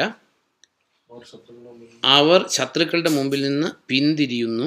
കാരണം നശിപ്പിക്കപ്പെടേണ്ട ഒരു സാധനമായി തീർന്നിരിക്കുന്നു അവർ. നമ്മൾ അറിയേണ്ട ഒരു കാര്യം, നമ്മുടെ ഭവനത്തിൽ, നമ്മുടെ വീട്ടിൽ ദൈവം ആഗ്രഹിക്കാത്ത ഒരു കാര്യം വീട്ടിൽ കൊണ്ടുവച്ചതാണ്. ഇപ്പോൾ എക്സാമ്പിൾ നോക്കും, 10 കൽപ്പനയിൽ നമ്മൾ ചിന്തിക്കാറില്ല. 2ാമത്തെ കൽപ്പന വിഗ്രഹം വെക്കരുതെന്ന്. ഞാൻ വെച്ചിട്ടുണ്ട്, ഇഷ്ടംപോലെ മൂർത്തികൾ വെച്ചിട്ടുണ്ട്, വിളക്ക് കത്തിച്ച് വെച്ചിട്ടുണ്ട്, അതിന് ഇഷ്ടംപോലെ ചുംബിച്ചിട്ടുണ്ട്. കർത്താവ് പറയുന്ന പോലെ ബാലിനെ ചുംബിക്കാത്ത 7000 പേരെ ഞാൻ വെച്ചിട്ടുണ്ട്. ഞാൻ കർത്താവിനെ ചുംബിച്ചിട്ടുണ്ട് മീൻസ് കർത്താവിൻ്റെ സ്റ്റാച്യു ചുംബിച്ചിട്ടുണ്ട്, മറിയത്തിൻ്റെ സ്റ്റാച്യു ചുംബിച്ചിട്ടുണ്ട്, ജോസഫിൻ്റെ തുടങ്ങി. ഗീവർഗീസ് പുണ്യാളിനെ ചുംബിക്കാനോ പറ്റില്ലാത്തതുകൊണ്ട് ഗീവർഗീസ് പുണ്യാളിൻ്റെ കുതിരയെ പിടിച്ചിട്ടുണ്ട്. കാരണം ഗീവർഗീസ് പുണ്യാളിന് മുകളിലിരിക്കണം, പിടിക്കാൻ പറ്റത്തില്ല. അപ്പോൾ ഗീവർഗീസ് പുണ്യാളിൻ്റെ കുതിരേനെയും പാമ്പിനെയും ഒക്കെ തൊട്ട് മുത്തിയിട്ടുണ്ട്. കാരണം ഗീവർഗീസ് പുണ്യാളിൻ്റെ അടുത്ത് വരെ കൈ എത്താത്തതുകൊണ്ട്. അപ്പോൾ ഇത് പറഞ്ഞേക്കുന്ന 10 പ്രമാണത്തിൽ ഇതൊരു എക്സാമ്പിളാണ്. ഇവിടെ നശിപ്പിക്കപ്പെടേണ്ട അല്ലെങ്കിൽ ദൈവം പറഞ്ഞതിന് വിരുദ്ധമായിട്ടൊരു സാധനത്തെ വീട്ടിൽ കൊണ്ടുവച്ചു, അല്ലെങ്കിൽ ആഖാൻ്റെ വീടിനകത്ത് കൊണ്ട് കുഴിച്ചിട്ട് ആരും കാണാതിരിക്കാൻ വേണ്ടി നമ്മളോട് പറഞ്ഞുകൊണ്ട് ഒന്നിൻ്റെയും വിഗ്രഹം വെക്കരുത്. 10 കൽപ്പനയിൽ 2-ാം കൽപ്പനയാണ്.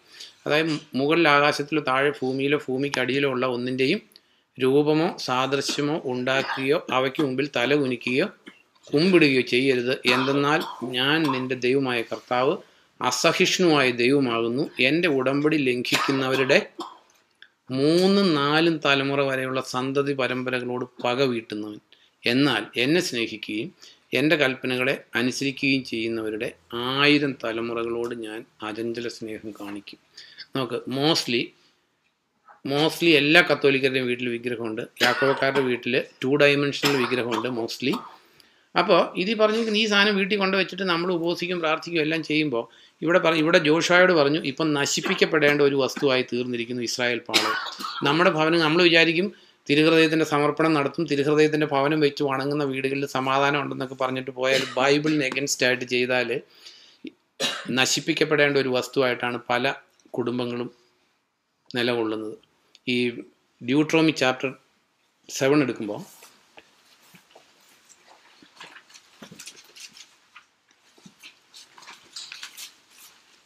ഡ്യൂട്രോമി 7-ന്റെ ജസ്റ്റ് മുഴുവൻ വായിക്കേണ്ട ഒരു സെൻറ്റൻസ് വായിക്കുമ്പോൾ രാജ്യം ഒന്ന് വായിക്കാം.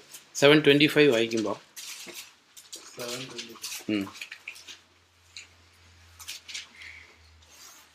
അവരുടെ ദേവന്മാരുടെ കൊത്തുരൂപങ്ങൾ നീ ചുട്ടുകളയണം.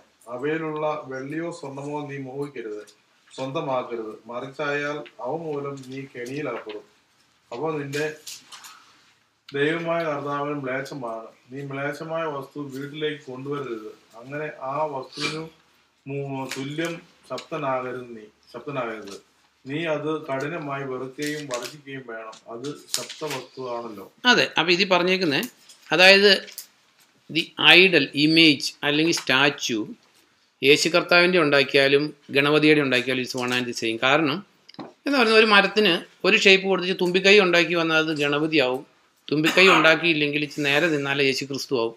ബേസിക്കലി രണ്ടും ഒന്നുമില്ല കളിമണ്ണായിരിക്കും, അല്ലെങ്കിൽ മരമായിരിക്കും, അല്ലെങ്കിൽ തുണിയായിരിക്കും, തുണിയിൽ ഡ്രോയിങ് ആയിരിക്കും.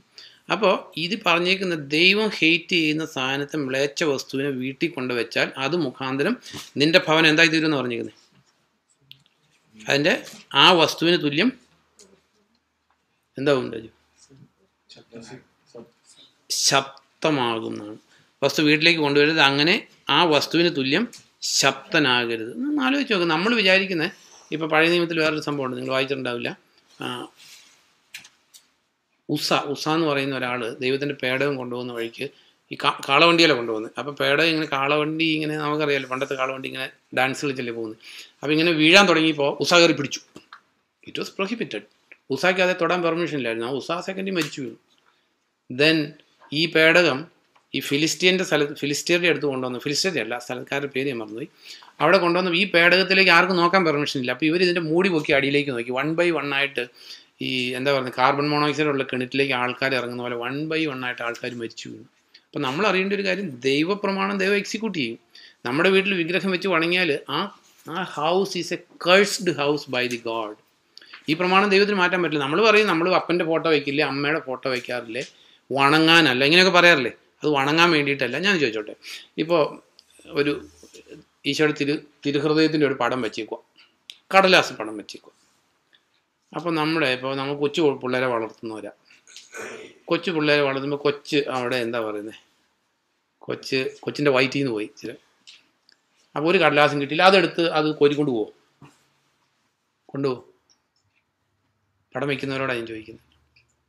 നമ്മൾ വണങ്ങാനായിട്ടല്ല വയ്ക്കുന്നത്. ശരി, കൊച്ചിൻ്റെ വയറ്റിൽ നിന്ന് പോയി, കടലാസ് കിട്ടിയില്ല. അപ്പോൾ ഭിത്തിയിൽ ഒരു കടലാസ് ഇരിക്കുന്നുണ്ട്. ആ തിരുഹൃദയത്തിൻ്റെ രൂപം പറിച്ച് അത് ക്ലീൻ ചെയ്യാൻ ഉപയോഗിക്കുമോ? That means വണങ്ങുന്നുണ്ട്. അതിന് ആ കടലാസ് കഷ്ണത്തെ വണങ്ങുന്നുണ്ട്. ഇല്ലയെന്ന് നമ്മൾ വാഗൊണ്ട് പറഞ്ഞാലും ശരി, ചുമ്മാ ഒരു കടലാസ് കഷ്ണം വെച്ചേക്കണം, അത് എടുത്ത് ഉപയോഗിച്ചു വിടാൻ വേണ്ടിയിട്ട്. That means be realistic. ഇസ്രായേൽക്കാരുടെ രാജാക്കന്മാർക്ക് വന്ന തെറ്റ് നമുക്ക് വരരുത്. മീൻസ് വണങ്ങുന്നതിനായിട്ട് നമ്മൾ പല സാധനങ്ങളും വെക്കുന്നുണ്ട്. ഇത് വെച്ചിരിക്കുന്ന ഓരോ വീടും ദൈവത്താൽ കഴ്സ്ഡ് ആണ്. നമ്മളറിയുന്നില്ല.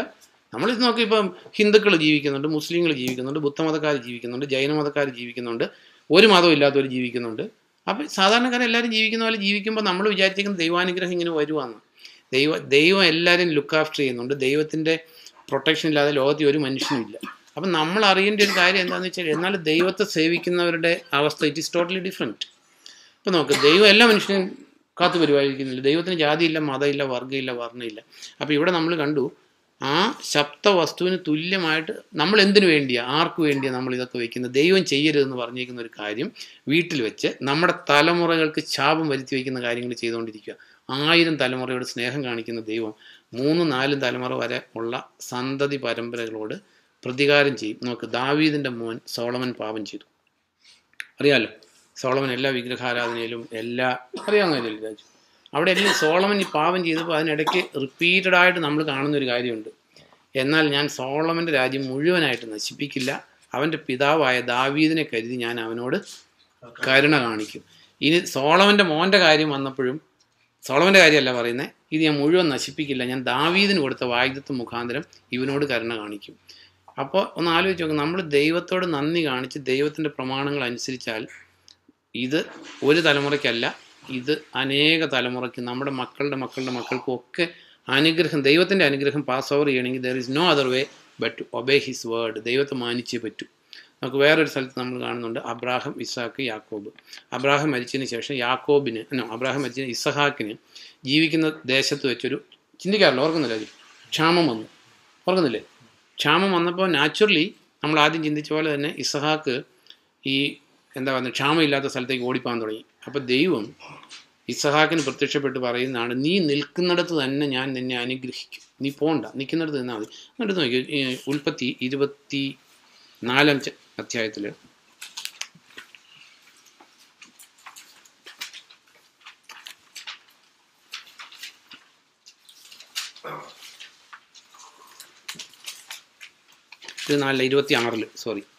ജെനിസിസ് 26 പെട്ടെന്ന് വായിക്കോ. 1-5. അബ്രഹാമിന്റെ കാലത്ത് ഉണ്ടായ ക്ഷാമത്തിന് ശേഷം വീണ്ടും ഒരു ക്ഷാമം നാട്ടിലുണ്ടായി. ഇസ്ഹാക്ക് ഗെറാറിൽ ഫെലിസ്ത്യ രാജാവായ അബിമേലെക്കിന്റെ അടുക്കിലേക്ക് പോയി. കർത്താവ് ഇസ്ഹാക്കിന് പ്രത്യക്ഷനായി അരുളി ചെയ്തു, നീ ഈജിപ്തിലേക്ക് പോകരുത്, ഞാൻ നിന്നോട് നിർദ്ദേശിക്കുന്ന ദേശത്ത് പാർക്കുക, തൽക്കാലം ഈ ദേശത്ത് തന്നെ പ്രവസിക്കുക, ഞാൻ നിന്നോടൊപ്പം ഉണ്ടായിരിക്കും, നിന്നെ അനുഗ്രഹിക്കും, ഈ ദേശമെല്ലാം നിനക്കും നിന്റെ സന്തതികൾക്കുമായി ഞാൻ നൽകും. അങ്ങനെ ഞാൻ നിന്റെ പിതാവായ അബ്രഹാമിനോട് ചെയ്ത വാഗ്ദാനം നിറവേറ്റും. ആകാശത്തിലെ നക്ഷത്രങ്ങളെ പോലെ നിന്റെ സന്തതികളെ ഞാൻ വർദ്ധിപ്പിക്കും, നിന്റെ സന്തതികൾക്ക് ഈ ദേശം മുഴുവൻ ഞാൻ നൽകും. നിന്റെ സന്തതികൾ മുഖാന്തരം ഭൂമിയിലെ എല്ലാ ജനതകളും അനുഗ്രഹീതരാകും. കാരണം അബ്രഹാം എന്റെ സ്വരം കേട്ട് അനുസരിച്ചു, എന്റെ നിയോഗവും എന്റെ കൽപ്പനകളും എന്റെ ചട്ടങ്ങളും എന്റെ നിയമങ്ങളും അനുസരിച്ചു. ഇവിടെ ഇസഹാക്കിന്റെ ജീവിത സമയത്ത്, ഇസഹാക്കിന്റെ കാലത്ത് ഒരു പട്ടിണി ക്ഷാമം വന്നു. അപ്പം നോർമലി ക്ഷാമമില്ലാത്ത സ്ഥലത്തേക്ക് പോകാനായിട്ട് ഇസഹാക്ക് ട്രൈ ചെയ്തു. അപ്പം ദൈവം പ്രത്യക്ഷപ്പെട്ട് പറഞ്ഞു, നീ പോകണ്ട, നീ ഇവിടെ തന്നെ നിന്നാൽ മതി, നിന്നെ ഞാൻ ഇവിടെ അനുഗ്രഹിക്കും, നിന്റെ ആവശ്യങ്ങളെല്ലാം ഞാൻ ഇവിടെ മീറ്റ് ചെയ്യും. കാരണം എന്താ പറയുന്നത്? കാരണം അതിൻ്റെ 5ാമത്തെ സെന്റൻസ് വായിച്ചു നോക്കി. കാരണം അങ്ങനെ തന്നെ പറഞ്ഞിരിക്കുന്നു, കാരണം അബ്രാഹാം എൻ്റെ സ്വരം കേട്ട് അനുസരിച്ചു, എൻ്റെ നിയോഗവും എൻ്റെ കൽപ്പനകളും എൻ്റെ ചട്ടങ്ങളും എൻ്റെ നിയമങ്ങളും അനുസരിച്ചു. നോക്ക്, ഇസഹാക്ക് ചെയ്ത കാര്യമല്ല ഇവിടെ പറഞ്ഞിരിക്കുന്നത്. അപ്പം നമ്മളെല്ലാം മക്കളുള്ളവരാണ്. എനിക്കുണ്ട് മക്കൾ, ഇവിടെ ഇരിക്കുന്ന എല്ലാവർക്കും തന്നെ മക്കളുണ്ട്, കല്യാണം കഴിക്കാത്ത പിള്ളേർ ഒഴികെ. സോ എന്താ മക്കൾക്ക് വേണ്ടി സമ്പാദിച്ചു കൊടുക്കുന്നത്? 2 വീട് വെച്ച് കൊടുക്കുന്ന സമ്പാദ്യം, അത് ബാങ്കിൽ നാട്ടിൽ 2 എസ്റ്റേറ്റ് മേടിക്കുന്ന സമ്പാദ്യം? നോ, ഇതൊന്നും ഈ മക്കൾക്ക് അനുഭവിക്കാൻ പറ്റത്തില്ല. ഇവിടെ ഇസഹാക്കിനോട് ദൈവം പറയുകയാണ്, നിന്റെ അപ്പൻ എന്നെ ഭയപ്പെട്ട് എൻ്റെ കൽപ്പനകൾ അനുസരിച്ച് ജീവിച്ചു, അതുകൊണ്ട് നിന്നെ ഞാൻ ലുക്ക് ആഫ്റ്റർ ചെയ്യും. അറ്റ്ലീസ്റ്റ് മക്കളെ സ്നേഹിക്കുന്ന മാതാപിതാക്കൾ പിള്ളേർക്ക് വേണ്ടി ഒരു അനുഗ്രഹം വെച്ചിട്ട് മരിച്ചു പോകാൻ ബാധ്യസ്ഥരാണ്. പക്ഷെ പലപ്പോഴും ചെയ്യാറില്ല. നമുക്ക് ഈ പ്രോവേർബ്സ് ചാപ്റ്റർ 13 എടുക്കുമ്പോൾ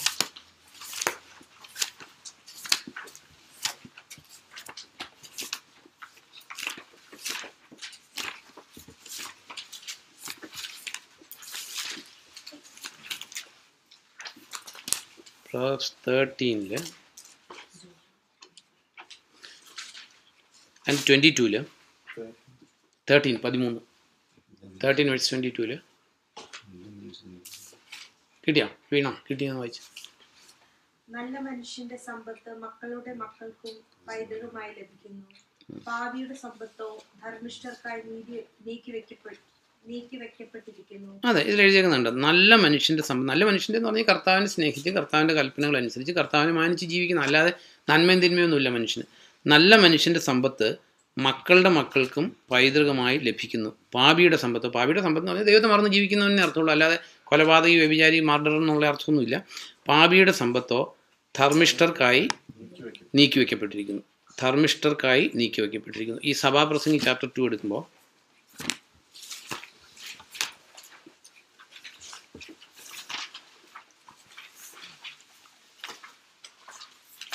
സഭാപ്രഭാഷകൻ പേജ് 785 785.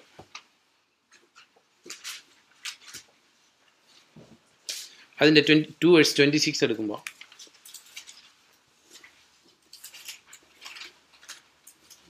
2:26 കിട്ടിയെന്ന് വായിച്ചു. ദൈവത്തെ പ്രീതിപ്പെടുത്തുന്ന മനുഷ്യന് അവൻ വിജ്ഞാനവും അറിവും ആനന്ദവും നൽകുന്നു. അപ്പൊ ദൈവത്തെ പ്രീതിപ്പെടുത്തുന്ന മനുഷ്യന് അവൻ വിജ്ഞാനം എന്ന് പറഞ്ഞിരിക്കുന്നത് ലോകത്തിലെ റോക്കറ്റ് വിടുന്ന വിജ്ഞാനമല്ല, ദൈവത്തെ കുറിച്ചുള്ള അറിവ്. വിജ്ഞാനവും അറിവും ആനന്ദവും നൽകുന്നു. പാപിക്കോ ദൈവത്തെ പ്രീതിപ്പെടുത്തുന്നവനും, അതായത് പാപിക്കോ ദൈവത്തെ പ്രീതിപ്പെടുത്തുന്നവന് നൽകാനായി മാത്രം ശേഖരിച്ചു കൂട്ടാനുള്ള ജോലി നൽകുന്നു. അപ്പോൾ ഈ ദൈവത്തെ മറക്കുന്നവന് ദൈവം കൊടുത്തേക്കുന്ന ജോലി എന്താ? പാടുപെട്ട് സമ്പാദിക്കും. ആർക്കു വേണ്ടി?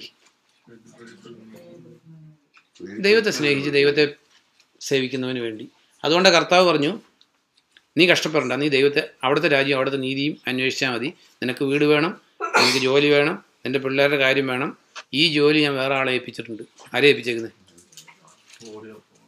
ദൈവത്തെ മറന്ന് ജീവിക്കുന്നവർക്ക് വേണ്ടിയിട്ട്. അപ്പോൾ നമ്മളെ തീരുമാനിക്കേണ്ടത് നമ്മുടെ മക്കൾക്ക് പോകണോ, അത് ദൈവഭയം ഉള്ളവർക്ക് വിട്ടുകൊടുത്തിട്ട് പോകണം. നമ്മൾ കാണാറില്ലേ, പല ആൾക്കാരും പലതും വെച്ച് പിടിപ്പിക്കും. ബൈബിളിൽ എഴുതിയേക്കുന്ന ദൈവത്തെ മറക്കുന്നവൻ അവൻ മുന്തിരിത്തോട്ടം വെച്ച് പിടിപ്പിക്കും, വീഞ്ഞു കുടിക്കുന്നത് വേറെ പിള്ളേരായിരിക്കും. അല്ലെങ്കിൽ ഈ ഡ്യൂട്രോമി 28 കുറേ ലിസ്റ്റ് പറഞ്ഞേക്കുന്നതിൽ അവൻ ഒരു സ്ത്രീയോട് ബിട്രോത്ത് ചെയ്തിട്ടുണ്ടാവും, കല്യാണം കഴിക്കുന്ന വേറെ ആരെങ്കിലും ആയിരിക്കും. അങ്ങനെയൊക്കെയുള്ള സംഭവങ്ങൾ നമ്മൾ കാണാറില്ലേ. വീട് വയ്ക്കും, താമസിക്കുന്ന വേറെ ആൾക്കാരായിരിക്കും. നമ്മൾ അറിയേണ്ട ഒരു കാര്യം, നോക്ക്, ഈ ഭൂമി ദൈവത്തിൻ്റെതാണ്. ഈ ഭൂമി നമുക്ക് കുടികിടപ്പവകാശമായിട്ട് ഇവിടെ കിട്ടിയേക്കുന്ന, ഇതിനകത്ത് ഈ ദൈവത്തെ മറന്ന് ഒരു മനുഷ്യനും മിടുക്കരാകാമെന്ന് വിചാരിച്ച് ദാറ്റ് ഈസ് ഫോൾ. അത് വിജ്ഞാനം ഇല്ലാത്തതുകൊണ്ട്, ബുദ്ധി ഇല്ലാത്തതുകൊണ്ട്. അതുകൊണ്ട് ദൈവത്തിൻ്റെ വചനത്തിൽ എഴുതിയേക്കുന്നത്, ദൈവത്തെ അന്വേഷിക്കുന്ന ബുദ്ധിമാനുണ്ടോ എന്ന്. ദൈവം സ്വർഗത്തിൽ നിന്ന് മനുഷ്യപുത്രരെ എല്ലാം നോക്കിക്കൊണ്ടിരിക്കുക. എല്ലാം നോക്കുമ്പോൾ എന്നിട്ട് ദൈവം കണ്ടൊരു കൺക്ലൂഷൻ എഴുതിയേക്കുന്നത്, ഇല്ല, ഒരുത്തനും ഇല്ലയെന്ന്. മീൻസ് ഒരു 10 മില്യണിൽ 1-2 പേരെ കണ്ടാൽ ഉണ്ടെന്ന് പറയാൻ പറ്റത്തില്ലല്ലോ. അപ്പോൾ നമ്മൾ അറിയേണ്ട ഒരു കാര്യം, if you are truly giving your life to the lord, you will be 1 in 1 billion. കാരണം ദൈവത്തെ അന്വേഷിക്കുന്ന മനുഷ്യർ ലോകത്തിൽ ഇല്ല. കാരണം എല്ലാവരും അവനവൻ്റെ വഴിക്ക് പോയിക്കൊണ്ടിരിക്കുക. കാരണം ദൈവത്തെക്കുറിച്ച് ദൈവം ഉണ്ടോ എന്ന് ചോദിച്ചാൽ തന്നെ, ഒരു അച്ഛൻ ഒരു തവണ ഒരാൾ പറഞ്ഞൊരു കാര്യം, റിയലി പറഞ്ഞ കാര്യം. അപ്പോൾ അച്ഛൻ പറയും, നമ്മൾ കർത്താവ് വരും എന്നൊക്കെ പറഞ്ഞ് പെണ്ണും കെട്ടാതെ ഇങ്ങനെയൊക്കെ നടക്കും. ആർക്കറിയാം ഇതൊക്കെ ശരിയാണോ? അച്ഛനെ അടുത്തിടെ മരിച്ചു. അച്ഛൻ എവിടെ ചെന്ന് കാണില്ല. അല്ല, അച്ഛനൊരു ഉറപ്പുമില്ല ഇതൊക്കെ ശരിയാണ്. പിന്നെ ചെറുപ്പത്തിൽ ചില അച്ഛൻ പോകുന്ന 5ാം ക്ലാസ്സിൽ വെച്ചാണ്, ചില 8ാം ക്ലാസ്സിൽ വെച്ചാണ്, ചില 10ാം ക്ലാസ്സിൽ വെച്ചാണ്. തിരിച്ചറിവാകുമ്പോഴത്തേക്ക് ഓൾറെഡി അച്ഛൻ്റെ കോഴ്സിൻ്റെ പകുതി ആയിട്ടുണ്ടാവും. പിന്നെ ഇട്ടിട്ട് പോകാൻ പറ്റുമോ? ചില ആൾക്കാർ പറയില്ല, എന്താണെങ്കിലും അങ്ങനെ കന്യാസ്ത്രീയാവാനൊക്കെ പോകുന്ന ആൾക്കാരുണ്ട്, ഒന്നും അറിയാതെ ചെന്ന് കഴിഞ്ഞ് ഇനി അവിടെ നിന്ന് പോകാൻ പറ്റാത്ത അവസ്ഥയിൽ എന്ന് പറഞ്ഞേക്കുന്ന പോലെ തന്നെ നമ്മൾ അറിയേണ്ട ഒരു കാര്യം, ഇത് നമ്മൾ ആഴമായിട്ട് ചിന്തിച്ചേ പറ്റൂ, അല്ലെങ്കിൽ മനസ്സിലോട്ട് ഡീപ്പായിട്ട് ഇറങ്ങിയേ പറ്റൂ. ദൈവത്തെ പ്രീതിപ്പെടുത്തുന്ന മനുഷ്യന് അവൻ വിജ്ഞാനം കൊടുക്കും, അറിവ് കൊടുക്കും, ആനന്ദം കൊടുക്കും. അപ്പോൾ നമ്മൾ അറിയേണ്ട ഒരു കാര്യം, നമ്മൾ ദൈവത്തെ പ്രീതിപ്പെടുത്താതെ ദൈവത്തെ മറന്നാണ് അധ്വാനിക്കുന്നതെങ്കിൽ നമ്മളുടെ അധ്വാന ഫലം നമ്മുടെ മക്കളുടെ അടുത്ത് എത്തില്ല. Beware of it. 100% ഷുവറായിട്ടുള്ളൊരു കാര്യം. ആമ്പിള്ളേർ കൊണ്ടുപോകും, ഉറപ്പായിട്ടും അറിയേണ്ട ഒരു കാര്യം. അപ്പോൾ നമ്മൾ അധ്വാനിക്കണം, കഷ്ടപ്പെടണം. പക്ഷേ അതിനേക്കാൾ ഉപരിയായിട്ട് കർത്താവിന് 1ാം സ്ഥാനം കൊടുത്തില്ലേ, നമ്മുടെ അധ്വാനം എല്ലാം എന്താ പറയുക, കാറ്റടിച്ചു പോകും. വേറൊരു സ്ഥലത്ത് നമ്മൾ വായിക്കുന്നുണ്ട്, ഹഗായിൽ വായിക്കുന്നുണ്ട്, ഒത്തിരി സമ്പാദിച്ച് പോക്കറ്റിലേക്ക് ഇടുന്നുണ്ട്, പക്ഷേ പോക്കറ്റിൻ്റെ അടിയിൽ ഓട്ടയുള്ള പോക്കറ്റിലേക്ക് ഇടുന്നത്, എല്ലാം ഒന്നുമില്ല, അടിയിലേക്ക് ഒന്നുമില്ല. അപ്പോൾ നമ്മുടെ ജീവിതത്തിൽ നമ്മൾ ചിന്തിച്ചു വന്ന പോയിന്റ്, അപ്പം മുന്നമേ അവിടുത്തെ രാജ്യവും അവിടുത്തെ നീതിയും അന്വേഷിച്ചില്ല എങ്കിൽ, ഇത് അന്വേഷിക്കുകയാണെങ്കിൽ ഇതെല്ലാം കൂടെ ചേർക്കപ്പെടും. ഞാൻ ചിന്തിച്ച അടുത്ത പോയിന്റിലേക്ക് നമ്മൾ വരുന്ന ഇതാണ്. അപ്പോൾ if your mind is driven away from the Lord, പൂർണ്ണമായിട്ടുള്ളൊരു സമർപ്പണം മനസ്സിലില്ലെങ്കിൽ, നമ്മൾ ആദ്യം ചിന്തിച്ച പോലെ, ദെൻ ശരീരം വീക്കാവുമ്പോൾ you are prone to many diseases. ഏത് രോഗം കയറി ആക്രമിക്കപ്പെടുന്ന പോലെ മനസ്സിൽ ഇങ്ങനെ ഒരു കമ്മിറ്റ്മെൻറ്റ് ഇല്ലെങ്കിൽ എന്ത് പറ്റുമെന്ന പോൾ അവിടെ പറയുന്നത്. Let us come back to 2 Corinthians 11 വരുമ്പോൾ,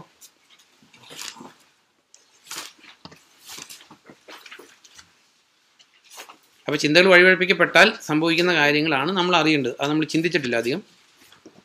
കാര്യം ന്യൂ ടെസ്റ്റമെൻ്റ് എല്ലാം വായിച്ചിട്ടുണ്ടെങ്കിലും രാജു എന്ന് വെച്ചാൽ അത് എന്നാൽ അത് കഴിഞ്ഞിട്ട് വായിച്ചു. വഞ്ചിച്ചതുപോലെ ക്രിസ്തുവിനോടുള്ള ആത്മാർത്ഥവും സംശുദ്ധവുമായ ഭക്തിയിൽ നിന്നും നിങ്ങളുടെ ചിന്തകൾ വഴിപിഴക്കപ്പെടുമോ എന്ന് ഞാൻ സംശയിക്കുന്നു. അപ്പോൾ ഈ ചിന്തകൾ വഴിപഴിപ്പിക്കപ്പെട്ടാലുള്ള കാര്യം ഇനി പോള് പറഞ്ഞേക്കുന്നത്. മറ്റൊരാൾ വന്ന് ഞങ്ങൾ പ്രസംഗിച്ചതിൽ നിന്ന് വ്യത്യസ്തനായ ഒരു യേശുവിനെ പ്രസംഗിക്കുകയോ നിങ്ങൾ സ്വീകരിച്ചതിൽ നിന്ന് വ്യത്യസ്തമായ ഒരു ആത്മാവിനെ നിങ്ങൾ സ്വീകരിക്കുകയോ നിങ്ങൾ സ്വീകരിച്ച സുവിശേഷത്തിൽ നിന്ന് വ്യത്യസ്തമായ ഒരു സുവിശേഷം നിങ്ങൾ സ്വീകരിക്കുകയോ ചെയ്താൽ നിങ്ങൾ വേഗം അതിനെല്ലാം വഴങ്ങിക്കഴിഞ്ഞു. അപ്പോൾ കൊറിന്തോസുകാർ കാരണം പൗലോസ് പാടുപെട്ട് അധ്വാനിച്ചുണ്ടായ സഭയത്.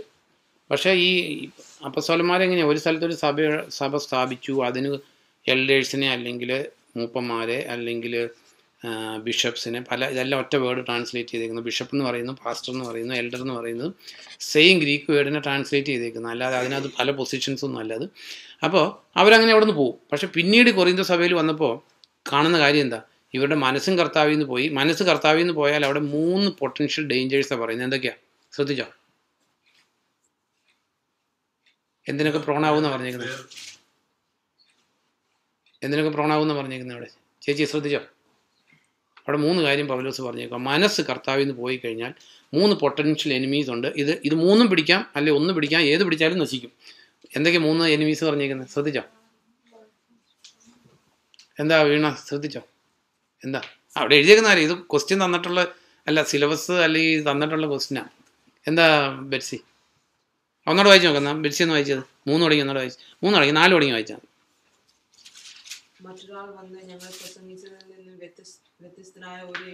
അപ്പോൾ ഒരു potential danger, there can be a different Jesus being preached. ഒരു വ്യത്യസ്തനായ ഒരു യേശുവിനെ പ്രസംഗിക്കുകയോ then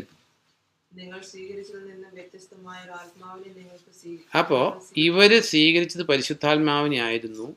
then there is a spirit which will act like holy spirit but a different spirit. ഒരു വ്യത്യസ്തനായിട്ടുള്ള ആത്മാവിനെ സ്വീകരിക്കുകയോ ദെൻ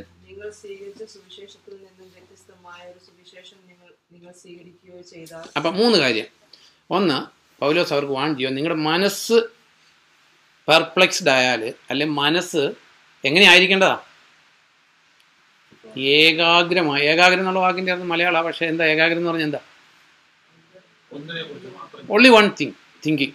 ഏകാഗ്രം എന്ന് പറഞ്ഞാൽ ഏകം എന്ന് പറഞ്ഞാൽ ഒന്നാണ്. ഒറ്റ ചിന്തയെ അല്ലാതെ വേറെ ചിന്ത മനസ്സിലേക്ക് ഉണ്ടെങ്കിൽ ലോകത്തിലെ ചിന്തകൾ ശരി. ഇപ്പം നമുക്ക് അത്യാവശ്യം ജീവിക്കാനുള്ള കാര്യങ്ങളുണ്ട്, നമ്മളെല്ലാം പ്രസംഗിക്കാറുണ്ട്, പറയാറുണ്ട്. പൗലോസ് പറയുന്നുണ്ട് നമ്മൾ ഈ ലോകത്തിലെ പൗരന്മാരല്ല, നമ്മൾ ഏത് രാജ്യത്തിലാണ്? സ്വർഗരാജ്യത്തിലാണ്. അപ്പോൾ സ്വർഗരാജ്യത്തിലെ പൗരന്മാരാണെങ്കിൽ ഇപ്പോൾ ഇവിടെ ജീവിക്കുന്നവർക്ക് അറിയില്ല, ഇവിടെ സിറ്റിസൺഷിപ്പും PR-ഉം ഒക്കെ ഉണ്ട്. ഗൾഫിൽ ജീവിക്കുന്നവരോട് ചോദിച്ചറിയാം. അവർക്ക് എത്ര വരുമാനം ഉണ്ടെങ്കിലും അവരവിടെ വീട് വയ്ക്കാൻ ട്രൈ ചെയ്യില്ല. ട്രൈ ചെയ്യോ? വീട് വയ്ക്കാൻ ട്രൈ ചെയ്യില്ല. പിന്നെ അവർ മാക്സിമം ലാവിഷായിട്ട് ജീവിക്കാൻ നോക്കത്തില്ല. കഴിവതും ചിലവ് ചുരുക്കി ജീവിക്കാനായിട്ട് ട്രൈ ചെയ്യും. ഇവിടെ ഗൾഫിൽ ജീവിക്കുക, ആച്ചാനോട് ചോദിച്ചറിയാം അല്ലേ? ഗൾഫിൽ പോയിട്ടില്ലേ? കഴിവതും ചിലവ് ചുരുക്കിയല്ലേ ജീവിക്കുള്ളൂ. അപ്പോൾ കഴിവതും ചിലവ് ചുരുക്കി ജീവിക്കാനായിട്ട് പരിശ്രമിക്കും. കാരണം എൻ്റെ രാജ്യം ഇവിടെയല്ല, ഞാനിവിടെ പരദേശവാസിയാണല്ലോ, അക്കരെയാണ് എൻ്റെ ശാശ്വത നാട്. അപ്പം നമ്മുടെ ജീവിതം അങ്ങനെയാണെന്ന് ആലോചിച്ചത്. അപ്പോൾ അങ്ങനെയല്ലെങ്കിൽ ഇതിനൊക്കെ ഓൾറെഡി കീഴടക്കപ്പെട്ട് കഴിഞ്ഞു. നമ്മുടെ ഹൃദയം ഇവിടെയല്ല, ഏകാഗ്ര ചിത്തമല്ല നമ്മുടെ ഹൃദയം. കാരണം നമുക്ക് ഒരു കാര്യം ഉറപ്പ്, ആരൊക്കെ സമ്മതിച്ചാലും ഇല്ലെങ്കിലും മോർ ദാൻ 100 years പോകത്തില്ല. ഇവിടെ ഇരിക്കുന്ന ആരും ഇനി 100 years കഴിയുമ്പോൾ ഇവിടെ കാണില്ല. കാണുമോ? 50 വർഷം കഴിയുമ്പോൾ കാണുമോ? എന്തായാലും ഞാൻ കാണത്തില്ല, ഉറപ്പ്. അപ്പോൾ ഞാൻ ഈ 100 years എന്ന് പറയുന്നത് ഇവിടെ ഇരിക്കുന്ന കൊച്ചു തുടങ്ങിയുള്ള ആരും കാണത്തില്ല 100 years കഴിയുമ്പോൾ. അപ്പോൾ നമ്മളൊരു ചെറിയൊരു ജീവിതത്തിന് വേണ്ടിയിട്ടാണ് കിടന്ന് ഈ പാടുപെടുന്നത്. ഒന്ന് ആലോചിച്ച് നോക്ക്. അപ്പോൾ ഇതിൽ പറഞ്ഞേക്കുന്ന 3 പൊട്ടൻഷ്യൽ എനിമീസ് ഉണ്ട്.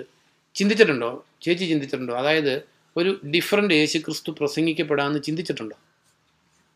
ഒരു ഡിഫറൻറ്റ് ആത്മാവ്, പരിശുദ്ധാത്മാവിൻ്റെ വേഷത്തിൽ ഇവിടെ ആക്ട് ചെയ്യുന്ന വേറൊരു ഹോളി സ്പിരിറ്റ് അല്ല, പരിശുദ്ധാത്മാവിനെ പോലെ ആക്ട് ചെയ്യുന്ന വേറൊരു സ്പിരിറ്റ് ഇവിടെ കിടന്ന് കളിക്കുന്നുണ്ടെന്ന് ചിന്തിച്ചിട്ടുണ്ടോ?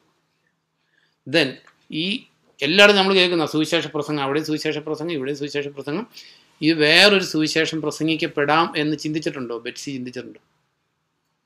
ഇത് വ്യക്തമായിട്ട് എഴുതിയേക്കുന്നത്, കർത്താവ് വ്യക്തമായിട്ട് വാൺ ചെയ്തേക്കുന്ന. പക്ഷെ നമ്മളെല്ലാം വായിച്ചെടുത്ത് കർത്താവ് ഇതെല്ലാം പറഞ്ഞിട്ടുണ്ട്. മാത്യു 24 എടുത്ത് നോക്കി, അതെല്ലാവരും വായിച്ചിട്ടുള്ള സ്ഥലം. മാത്യു 24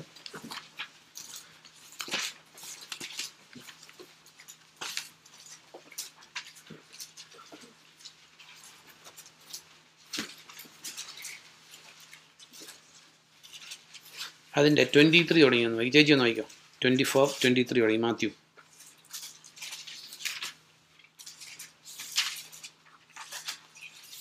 കിട്ടിയില്ലേ? അക്കാലത്ത് ആരെങ്കിലും ഇതാ ക്രിസ്തു ഇവിടെയുണ്ട് അവിടെയുണ്ട് എന്നൊക്കെ പറഞ്ഞാൽ നിങ്ങൾ വിശ്വസിക്കരുത്.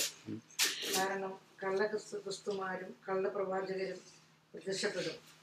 അവർ കഴിയുമെങ്കിൽ തിരഞ്ഞെടുക്കപ്പെട്ടവരെ കൂടി വഴിതെറ്റിക്കത്തക്ക വിധത്തിൽ വലിയ അത്ഭുതങ്ങളും അടയാളങ്ങളും കാണിക്കും.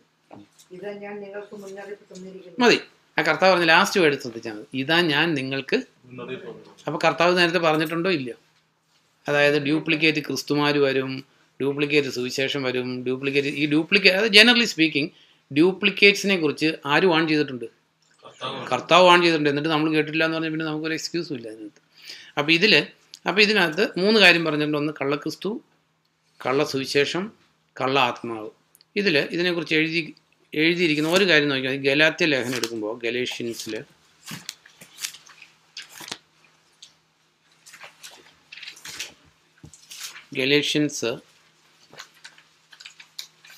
ചേച്ചി ഒന്ന് വായിക്കുമ്പോൾ 1:6 തുടങ്ങി വായിക്കുമ്പോൾ okay, Bible is so simple. ആരും എക്സ്പ്ലെയിൻ ചെയ്യേണ്ട ആവശ്യമില്ല, വായിച്ചാൽ മതി. വായിക്കില്ല എന്നുള്ളതാണ് നമ്മുടെ പ്രോബ്ലം അല്ലേ? വായിച്ച സിമ്പിൾ അല്ലേ? ബൈബിളിനകത്ത് എന്തെങ്കിലും ബുദ്ധിമുട്ടുണ്ടോ? ഒരു ബുദ്ധിമുട്ടുമില്ല. എടുത്തി വായിച്ചു. 1:6 തുടങ്ങി ആദ്യം വായിച്ചു.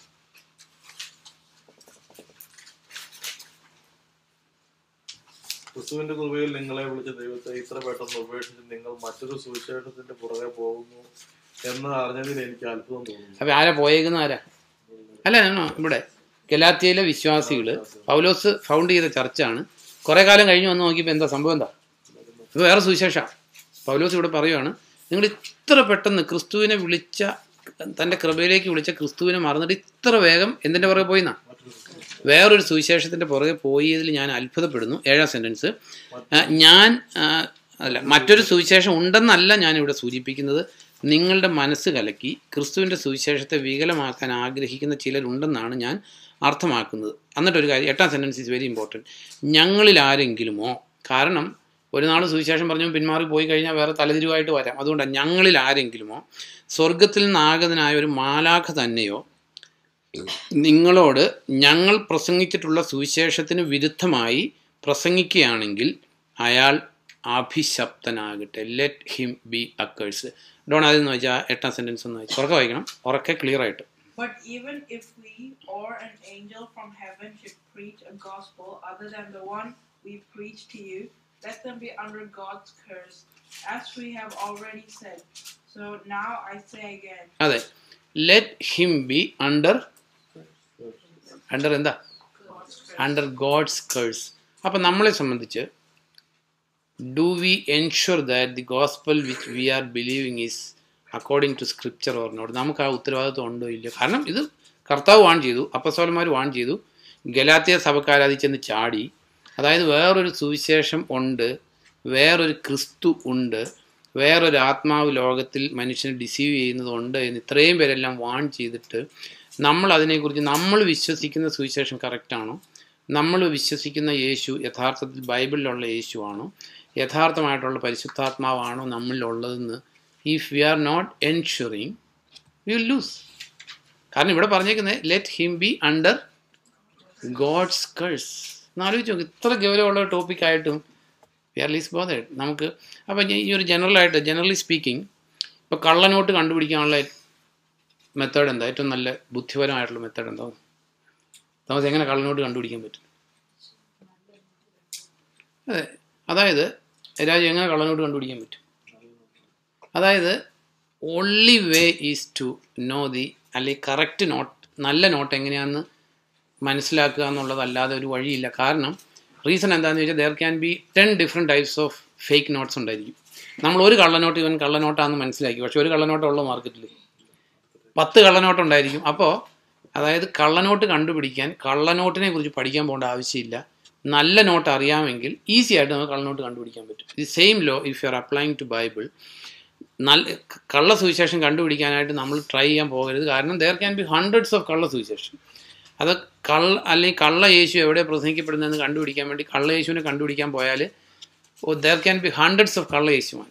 കാരണം ഒരു കള്ള യേശുവിനെ കുറിച്ച് പറഞ്ഞിരിക്കുന്നതിൻ്റെ അർത്ഥം ഒരു കള്ള യേശു മാത്രമേ പ്രസംഗിക്കപ്പെടുള്ളൂ എന്നാണോ? അതുപോലെ ആത്മാവിനെ കുറിച്ച് കള്ള ആത്മാവിനെ കണ്ടുപിടിക്കാനായിട്ട് ട്രൈ ചെയ്യുന്നതിനേക്കാൾ നല്ല കണ്ടുപിടിക്കാൻ നമുക്ക് പറ്റത്തില്ല. The only way is to know what is true holy spirit. അപ്പോൾ നമ്മളെ സംബന്ധിച്ച് അപ്പോൾ നമ്മൾ അറിയേണ്ട ഒരു കാര്യം, അപ്പോൾ കള്ള സുവിശേഷം കണ്ടുപിടിക്കണമെങ്കിൽ ഉള്ള ബെസ്റ്റ് വേ എന്താ? ശരി. അപ്പോൾ നമ്മളെ സംബന്ധിച്ച് ശരി സുവിശേഷം അറിയാൻ പാടില്ലെങ്കിൽ നമ്മൾ കള്ള സുവിശേഷത്തിൽ വീണോളെന്ന് നിർബന്ധമില്ല. You can be deceived. നമുക്ക് ബൈബിളിലെ യേശു ക്രിസ്തു ആരെന്ന് അറിയില്ലെങ്കിൽ ഈ കള്ള യേശു ക്രിസ്തുവിനെ കണ്ടുപിടിക്കാൻ പറ്റുമോ വിജയൻ? കണ്ടുപിടിക്കാൻ പറ്റത്തില്ല.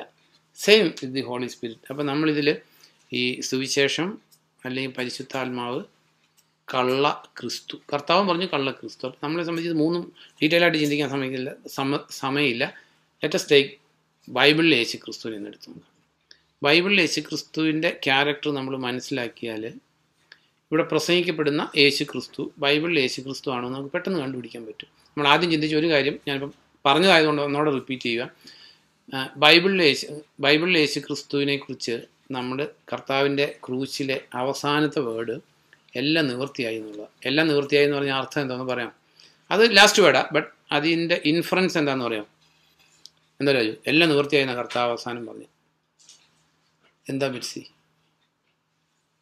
നമ്മൾ പറയാം രക്ഷിക്കപ്പെട്ടെന്ന് പറയുന്ന പോലെ രക്ഷിക്കപ്പെട്ടെന്നുള്ള ഒരു സെൻറ്റൻസിൻ്റെ ടിപ്പാണ്. അതായത് പാപത്തിൻ്റെ ശിക്ഷാവിധിയിൽ നിന്ന് രക്ഷിക്കപ്പെട്ടെന്നായി പറയുന്നത്. അവസാനത്തെ വേടേ പറയുള്ളൂ രക്ഷിക്കപ്പെട്ടെന്ന് പറയുന്നതുകൊണ്ട് ഇത് കേൾക്കുന്നവർക്ക് എന്താണെന്ന് അറിയത്തില്ല. ഇതിങ്ങനെ പറഞ്ഞ് ഇതിൻ്റെ അർത്ഥം അറിയാതായിപ്പോയി. അപ്പോൾ ഈ എല്ലാം നിവൃത്തിയായി എന്ന് കർത്താവ് പറഞ്ഞാൽ എന്താ? അതായത് ബൈബിളിൽ ഓൾഡ് ടെസ്റ്റാമെൻറ്റിൽ മിശിഹായെക്കുറിച്ച് എഴുതിയിരുന്ന കാര്യങ്ങൾ, അല്ലെങ്കിൽ മനുഷ്യവർഗത്തിൻ്റെ രക്ഷാകര പദ്ധതി, ഈ കാര്യങ്ങളെല്ലാം നിറവേറി എന്നുള്ളതാണ്. എവറിത്തിങ് ഈസ് കംപ്ലീറ്റ്, അല്ലെ എല്ലാം നിറവേറി എന്ന് പറഞ്ഞത് ഈ കാര്യങ്ങളെല്ലാം പഴയ നിയമത്തിലെ എല്ലാ തിരുവെഴുത്തുകളും, അല്ലെങ്കിൽ പഴയ നിയമത്തിൽ മനുഷ്യൻ്റെ രക്ഷാകര പദ്ധതി എങ്ങനെ രക്ഷിക്കപ്പെടാമെന്ന് പറഞ്ഞിരുന്നു. ഇങ്ങനെയുള്ള എവറിത്തിങ് ഈസ് അക്കംപ്ലീഷ്, അതാണ് എല്ലാം നിറവേറി എന്ന് പറഞ്ഞ് കർത്താവ് മരിച്ചു. അതിനോട് കൂട്ടിച്ചേർക്കാൻ ആർക്കും ഒന്നും പറ്റത്തില്ല. അപ്പോൾ ഇതിൽ കർത്താവിനെ സംബന്ധിച്ച് കർത്താവ് ഈ നിയമങ്ങൾ 100% അനുസരിച്ചിരുന്ന വ്യക്തിയാണ്. അതായത് ഒരു പാപവും ചെയ്യാത്തവനായിട്ട് ലോകത്തിൽ ജീവിച്ചിട്ടുള്ളത് കർത്താവായ യേശു ക്രിസ്തു മാത്രമേ ഉള്ളൂ, വേറെ ആരുമില്ല. അപ്പോൾ യേശു ക്രിസ്തു ഈ ബൈബിളിൽ ഇപ്പോൾ നമ്മൾ ചിന്തിച്ച ഒരു കാര്യം ഞാൻ എക്സാമ്പിളായിട്ട് പറയാം. ഇപ്പോൾ നമുക്ക് 10 പ്രമാണത്തിൽ തന്നെ 2ാം പ്രമാണമാണ് ഐഡലാട്രി. കർത്താവ് ഐഡലാട്രി ചെയ്തിരുന്നില്ല. അപ്പം ഒരു യഹൂദനെ സംബന്ധിച്ച് ഇങ്ങനെ പറയുന്ന അവരുടെ ഹിസ്റ്ററി പറയുന്ന യഹൂദർക്ക് വേണ്ടി സെപ്പറേറ്റ് നാണയം തന്നെ റോമ സാമ്രാജ്യത്തിൽ നടപ്പിലാക്കിയിരുന്നു. കാരണം ഈ റോമ നാണയത്തിലെല്ലാം സീസറിൻ്റെ എംബ്ലം ഉണ്ട്. നമുക്കറിയാമല്ലോ, മഹാത്മാഗാന്ധിയുടെയൊക്കെ തല കാണുന്ന പോലെ. പക്ഷേ യഹൂദർ ആ നാണയം ഉപയോഗിക്കില്ല. കാരണം അത്രയേറെ ദേ വെർ ഹെയ്റ്റിംഗ് ഐഡൽസ്, ഇമേജസ്. അപ്പോൾ യഹൂദർക്ക് വേണ്ടി പ്രത്യേക നാണയം തന്നെ നടപ്പിലാക്കേണ്ട കണ്ടീഷനായിരുന്നു. അപ്പോൾ യേശു ക്രിസ്തു അത് യഹൂദനാണ്. അപ്പോൾ യഹൂദൻ്റെ ഈ ക്രിസ്ത്യാനിറ്റി എന്ന് പറയുന്നത് ഈ മലാഖി വരെയുള്ള ബൈബിളിൻ്റെ തുടർച്ചയാണ്. ഇന്നുള്ള യഹൂദരെന്ന് പറയുന്നത് ഈ മെയിൻ സ്ട്രീമിൽ നിന്ന് മാറി നിൽക്കുന്നവരാണ്. അല്ലാതെ അവരല്ല യഹൂദർ ശരിക്കും. അല്ലെങ്കിൽ ബൈബിളിൻ്റെ തുടർച്ച എന്ന് പറയുന്നത് ക്രിസ്ത്യൻ ഫെയ്ത്താണ്. അപ്പോൾ ഇതിൽ യേശു ക്രിസ്തു ഐഡലാട്രിയെ ഹെയ്റ്റ് ചെയ്തിരുന്നു, അല്ലെങ്കിൽ ഐഡൽസിനെ വെച്ചിട്ടില്ല, വെക്കാൻ പറ്റത്തില്ല. അതേസമയം നമുക്ക് ഇന്നിപ്പോൾ ലോകത്തിൽ പ്രസംഗിക്കപ്പെടുന്ന ഒരു യേശു ക്രിസ്തു നമ്മൾ കേട്ടിട്ടുണ്ട്. ഞാൻ എൻ്റെ ട്രഡീഷനിൽ ഞാൻ കേട്ടിട്ടുണ്ട്, യേശു കർത്താവ് ഏതോ ഒരു സ്ത്രീക്ക്, എന്താ മറിയം ആണോ, എന്താ ബെറ്റ്സി, മഗ്ദലന മറിയല്ല, മഗ്ദലന മറിയം പണ്ടത്തെ ആൾ, അതൊക്കെ ഭയങ്കര റിയൽ വിശുദ്ധരായിട്ട് ജീവിച്ചരാ. എന്തോ ഒരു മറിയം, എൻ്റെ പേര് ഞാൻ ഓർക്കുന്നില്ല, അതിന് പ്രത്യക്ഷപ്പെട്ട് പറഞ്ഞു. രാജുവിന് അത്ര അറിയത്തില്ലായിരിക്കും. ഈശോയുടെ തിരുഹൃദയത്തിൻ്റെ രൂപം വെച്ച് വണങ്ങുന്ന ഭവനങ്ങളിൽ കർത്താവിൻ്റെ അനുഗ്രഹവും സമാധാനവും ഉണ്ടായിരിക്കുന്നു. Do you think the Jesus of Bible can ever tell you to keep an idol in your house? ചിന്തിച്ച്, നെവർ, അബ്സല്യൂട്ട്ലി നോട്ട്. അപ്പോൾ ഈ പ്രത്യക്ഷപ്പെട്ട് യേശുക്രിസ്തുവിൻ്റെ രൂപം വയ്ക്കണമെന്ന് പറഞ്ഞ് യേശുക്രിസ്തു ആരായിരിക്കും രാജു? ഒരു വലിയ ഡിസൈൻമെൻറ്റും ബുദ്ധിയൊന്നും വേണ്ട. ഒരു LKG പഠിക്കുന്ന കൊച്ചിനുള്ള സ്പിരിച്വൽ നോളജ് ഉണ്ടെങ്കിൽ അപ്പം മനസ്സിലാക്കാൻ പറ്റും. That's A different Jesus. രൂപം വയ്ക്കാൻ യേശുക്രിസ്തു പറയില്ല, വിളക്ക് വയ്ക്കാൻ പറയത്തില്ല, വണങ്ങാൻ പറയത്തില്ല, രൂപം വണങ്ങാൻ പറയത്തില്ല. എന്നാലും നമുക്ക് കാത്തലിക് ചർച്ച്, ഞാൻ ഈ കാത്തലിക് ചർച്ച് എന്ന് പറഞ്ഞാൽ എനിക്ക് കാത്തലിക് ചർച്ചിനോട് ഹെയ്റ്റഡ്നെസ് ഉണ്ടായിട്ടോ വിരോധം ഉണ്ടായിട്ടോ, because I am culturally a Catholic.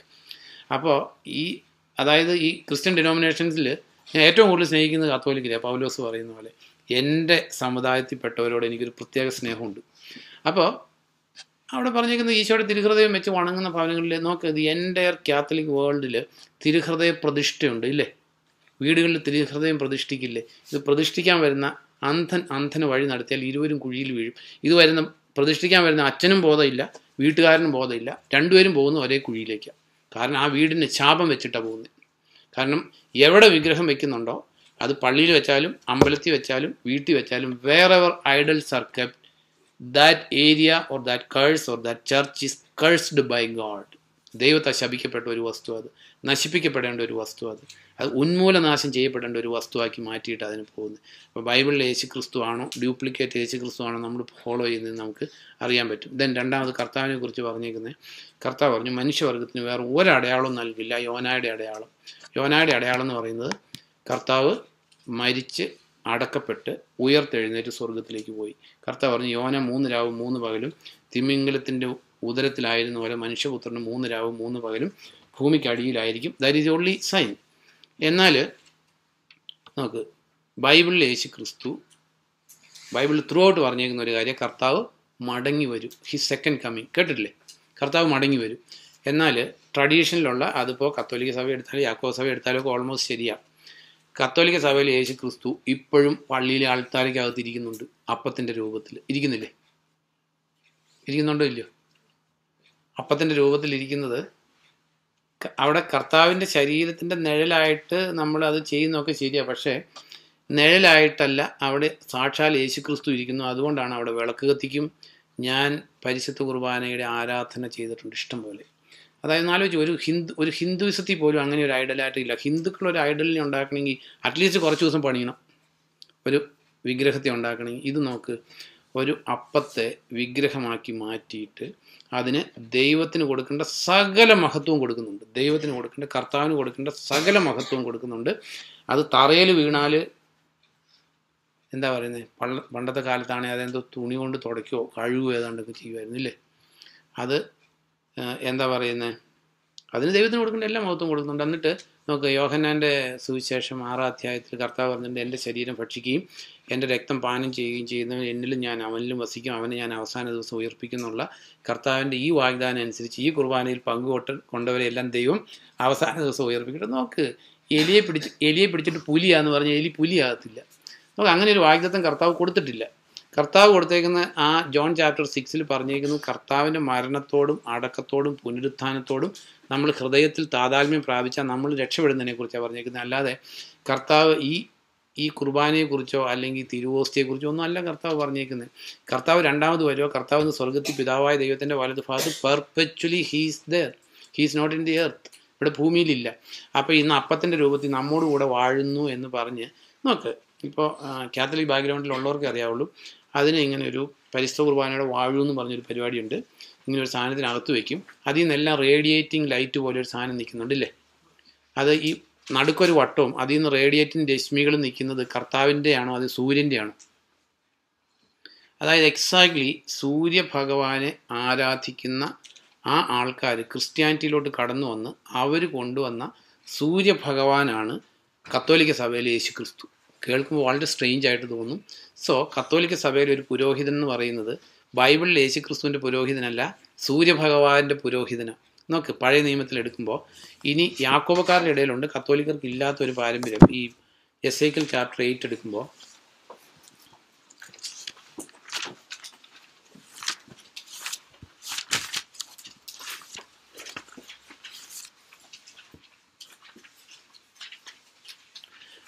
എട്ടിൻ്റെ 16 ജോസ് പെട്ടെന്ന് വായിച്ചു, സമയം 8:16 അവൻ എന്നെ കർത്താവിന്റെ ആലയത്തിലെ അകത്തെ തിരുമുറ്റത്തേക്ക് കൊണ്ടുപോയി. കർത്താവിന്റെ ആലയത്തിന്റെ പടിവാതിൽക്കൽ മുഖമണ്ഡപത്തിനും ബലിപീഠത്തിനും മധ്യേ 25ഓളം പുരുഷന്മാർ കർത്താവിന്റെ ആലയത്തിലേക്ക് പുറംതിരിഞ്ഞ് കിഴക്കോട്ട് മുഖം തിരിച്ച് കിഴക്ക് സൂര്യനെ ആരാധിക്കുന്നു. അപ്പോൾ അവൻ എന്നോട് അരുൾ ചെയ്തു, മനുഷ്യപുത്ര, നീ ഇത് കണ്ടോ? യഹൂദ ഭവനം ഇവിടെ കാട്ടിക്കൂട്ടുന്ന മ്ലേച്ഛതകൾ തീർത്തും നിസ്സാരമോ? അവർ ദേശത്ത് അക്രമം നിറച്ച് പിന്നെയും എന്നെ പ്രകോപിപ്പിക്കുന്നു. ഇത് അവർ വിഗ്രഹാരാധന നടത്തുന്നത് കണ്ടില്ലേ? അതുകൊണ്ട് ഞാൻ ക്രോധത്തോടെ പ്രതികരിക്കും. എന്റെ കണ്ണിൽ ദയ ഉണ്ടാകുകയില്ല, നിന്നോട് കരുണ കാണിക്കുകയില്ല.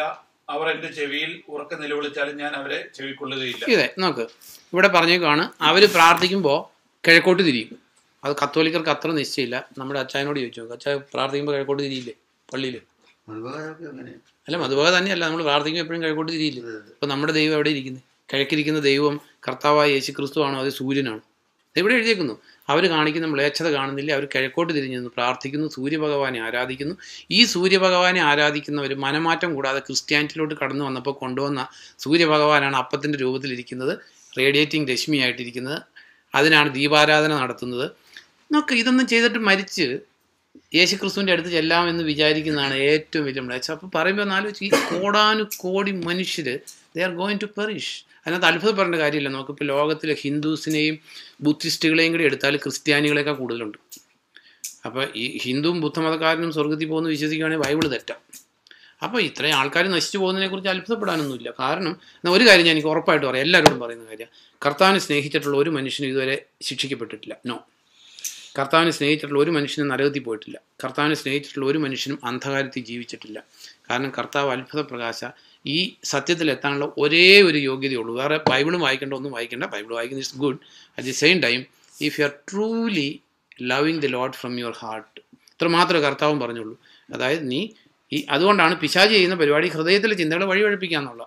ഹൃദയത്തിലെ ചിന്ത ലോകത്തിലേക്ക് ആക്കുക. മനുഷ്യൻ്റെ ചിന്ത എന്ത്? മനുഷ്യൻ ഈ ലോകത്തിലുള്ള കാര്യങ്ങൾ മാത്രം. എന്നാൽ ബുദ്ധിമാന്മാർ ഈ ഹൃദയം കർത്താവിന് കൊടുത്ത് അത് ആവശ്യത്തിൽ കൂടുതൽ അധ്വാനിക്കാതെ സന്തോഷമായിട്ട് ജീവിക്കും. അവരുടെ മക്കൾക്കുള്ളത് ഈ ദൈവത്തെ മറന്ന ആൾക്കാർ ചെയ്തുകൊണ്ടിരിക്കുക. ജീവിതകാലം മുഴുവൻ കഷ്ടപ്പെട്ടുകൊണ്ടിരിക്കുക, നടുവ് ഉളുക്കി പണി ചെയ്തുകൊണ്ടിരിക്കുക. കാരണം ദൈവത്തെ സ്നേഹിക്കുന്ന മനുഷ്യരുടെ മക്കളെ കാത്തു സൂക്ഷിക്കാൻ ദൈവത്തിന് ഉത്തരവാദിത്വമുണ്ട്. നമുക്ക് ഇസ്രായേൽക്കാരെ എക്സ്പ്ലോയിറ്റ് ചെയ്തു ഈജിപ്തുകാർ. ഇപ്പോൾ ദൈവം അവരെ വെറുതെ വിട്ടില്ല. ആ ഈജിപ്തുകാർക്കുണ്ടായിരുന്ന സ്വർണ്ണം എല്ലാം ഇവരുടെ കൈ കൊടുത്തു വിട്ടില്ലേ? അപ്പോൾ ഒരിക്കലും നമ്മളെ ദൈവത്തെ സ്നേഹിക്കുകയും സേവിക്കുകയും ചെയ്യുന്നവരെ നോ ബഡി ക്യാൻ എക്സ്പ്ലോയിറ്റ്. അവരുടെ കാര്യം ദൈവം നോക്കിക്കോളും. അപ്പോൾ നമ്മൾ കർത്താവായ യേശു ക്രിസ്തുവിൻ്റെ വേറൊരു ക്യാരക്ടർ നോക്കാൻ സമയമില്ല. തുടർന്ന് നമ്മൾ ചിന്തിക്കും വേറെ ഒരു ഒറ്റ ക്യാരക്ടറോടെ. ഈ ജോൺ ചാപ്റ്റർ 6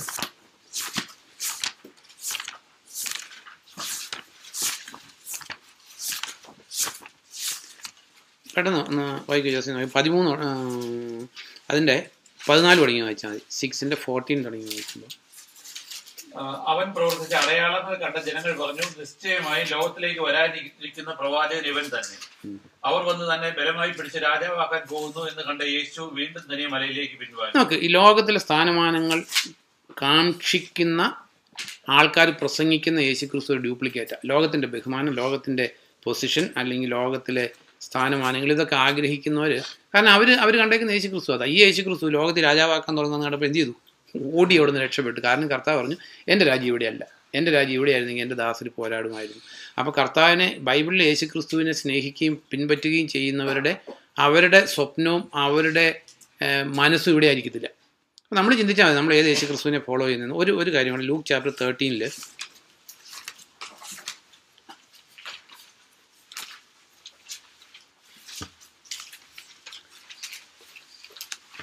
13 31 തുടങ്ങി വായിക്കുമ്പോൾ, ലൂക്ക് 13:31 തുടങ്ങി വായിക്കുമ്പോൾ, ആ സമയത്ത് തന്നെ ചില ഫരിസേയർ വന്ന് അവനോട് പറഞ്ഞു, ഇവിടെ നിന്ന് പോവുക, ഹെറോദസ് നിന്നെ കൊല്ലാൻ ആഗ്രഹിക്കുന്നു. അവൻ അവരോട് പറഞ്ഞു, പോയി ആ കുറുക്കനോട് പറയൂ, ഇതാ ഞാൻ ഇന്നും നാളെയും പിശാചുക്കളെ പുറത്താക്കുകയും രോഗശാന്തി നൽകുകയും 3-ാം ദിവസം എന്റെ യാത്ര അവസാനിപ്പിക്കുകയും ചെയ്യും. ഏതായാലും എനിക്ക് ഇന്നും നാളെയും മറ്റന്നാളും എന്റെ യാത്ര തുടരേണ്ടതുണ്ട്. മതി.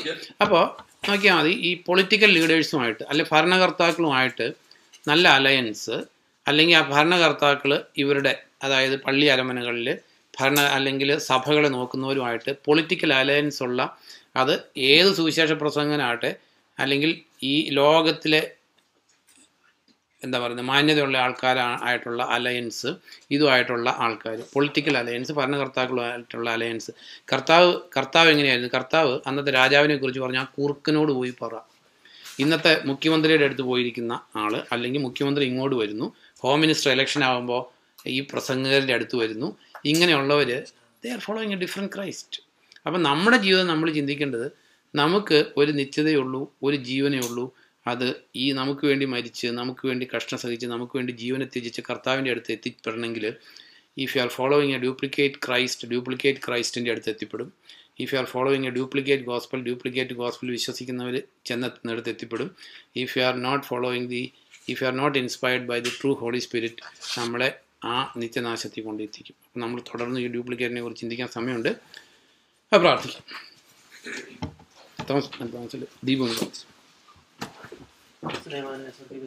കർത്താവെ, ഒരു പ്രാവശ്യം കൂടെ കർത്താവെ കേൾക്കുവാനും കർത്താവെ അവിടുന്ന് പരിശുദ്ധമാനോട് ഞങ്ങളോട് സംസാരിച്ചല്ലോ കർത്താവെ അങ്ങയോട് ശ്രദ്ധിക്കുന്ന ക്രൂശിൽ കണ്ടു ഞാൻ നിൻ സ്നേഹത്തെ, ആഴമാർന്ന നിൻ മഹത്യാഗത്തെ, പകരം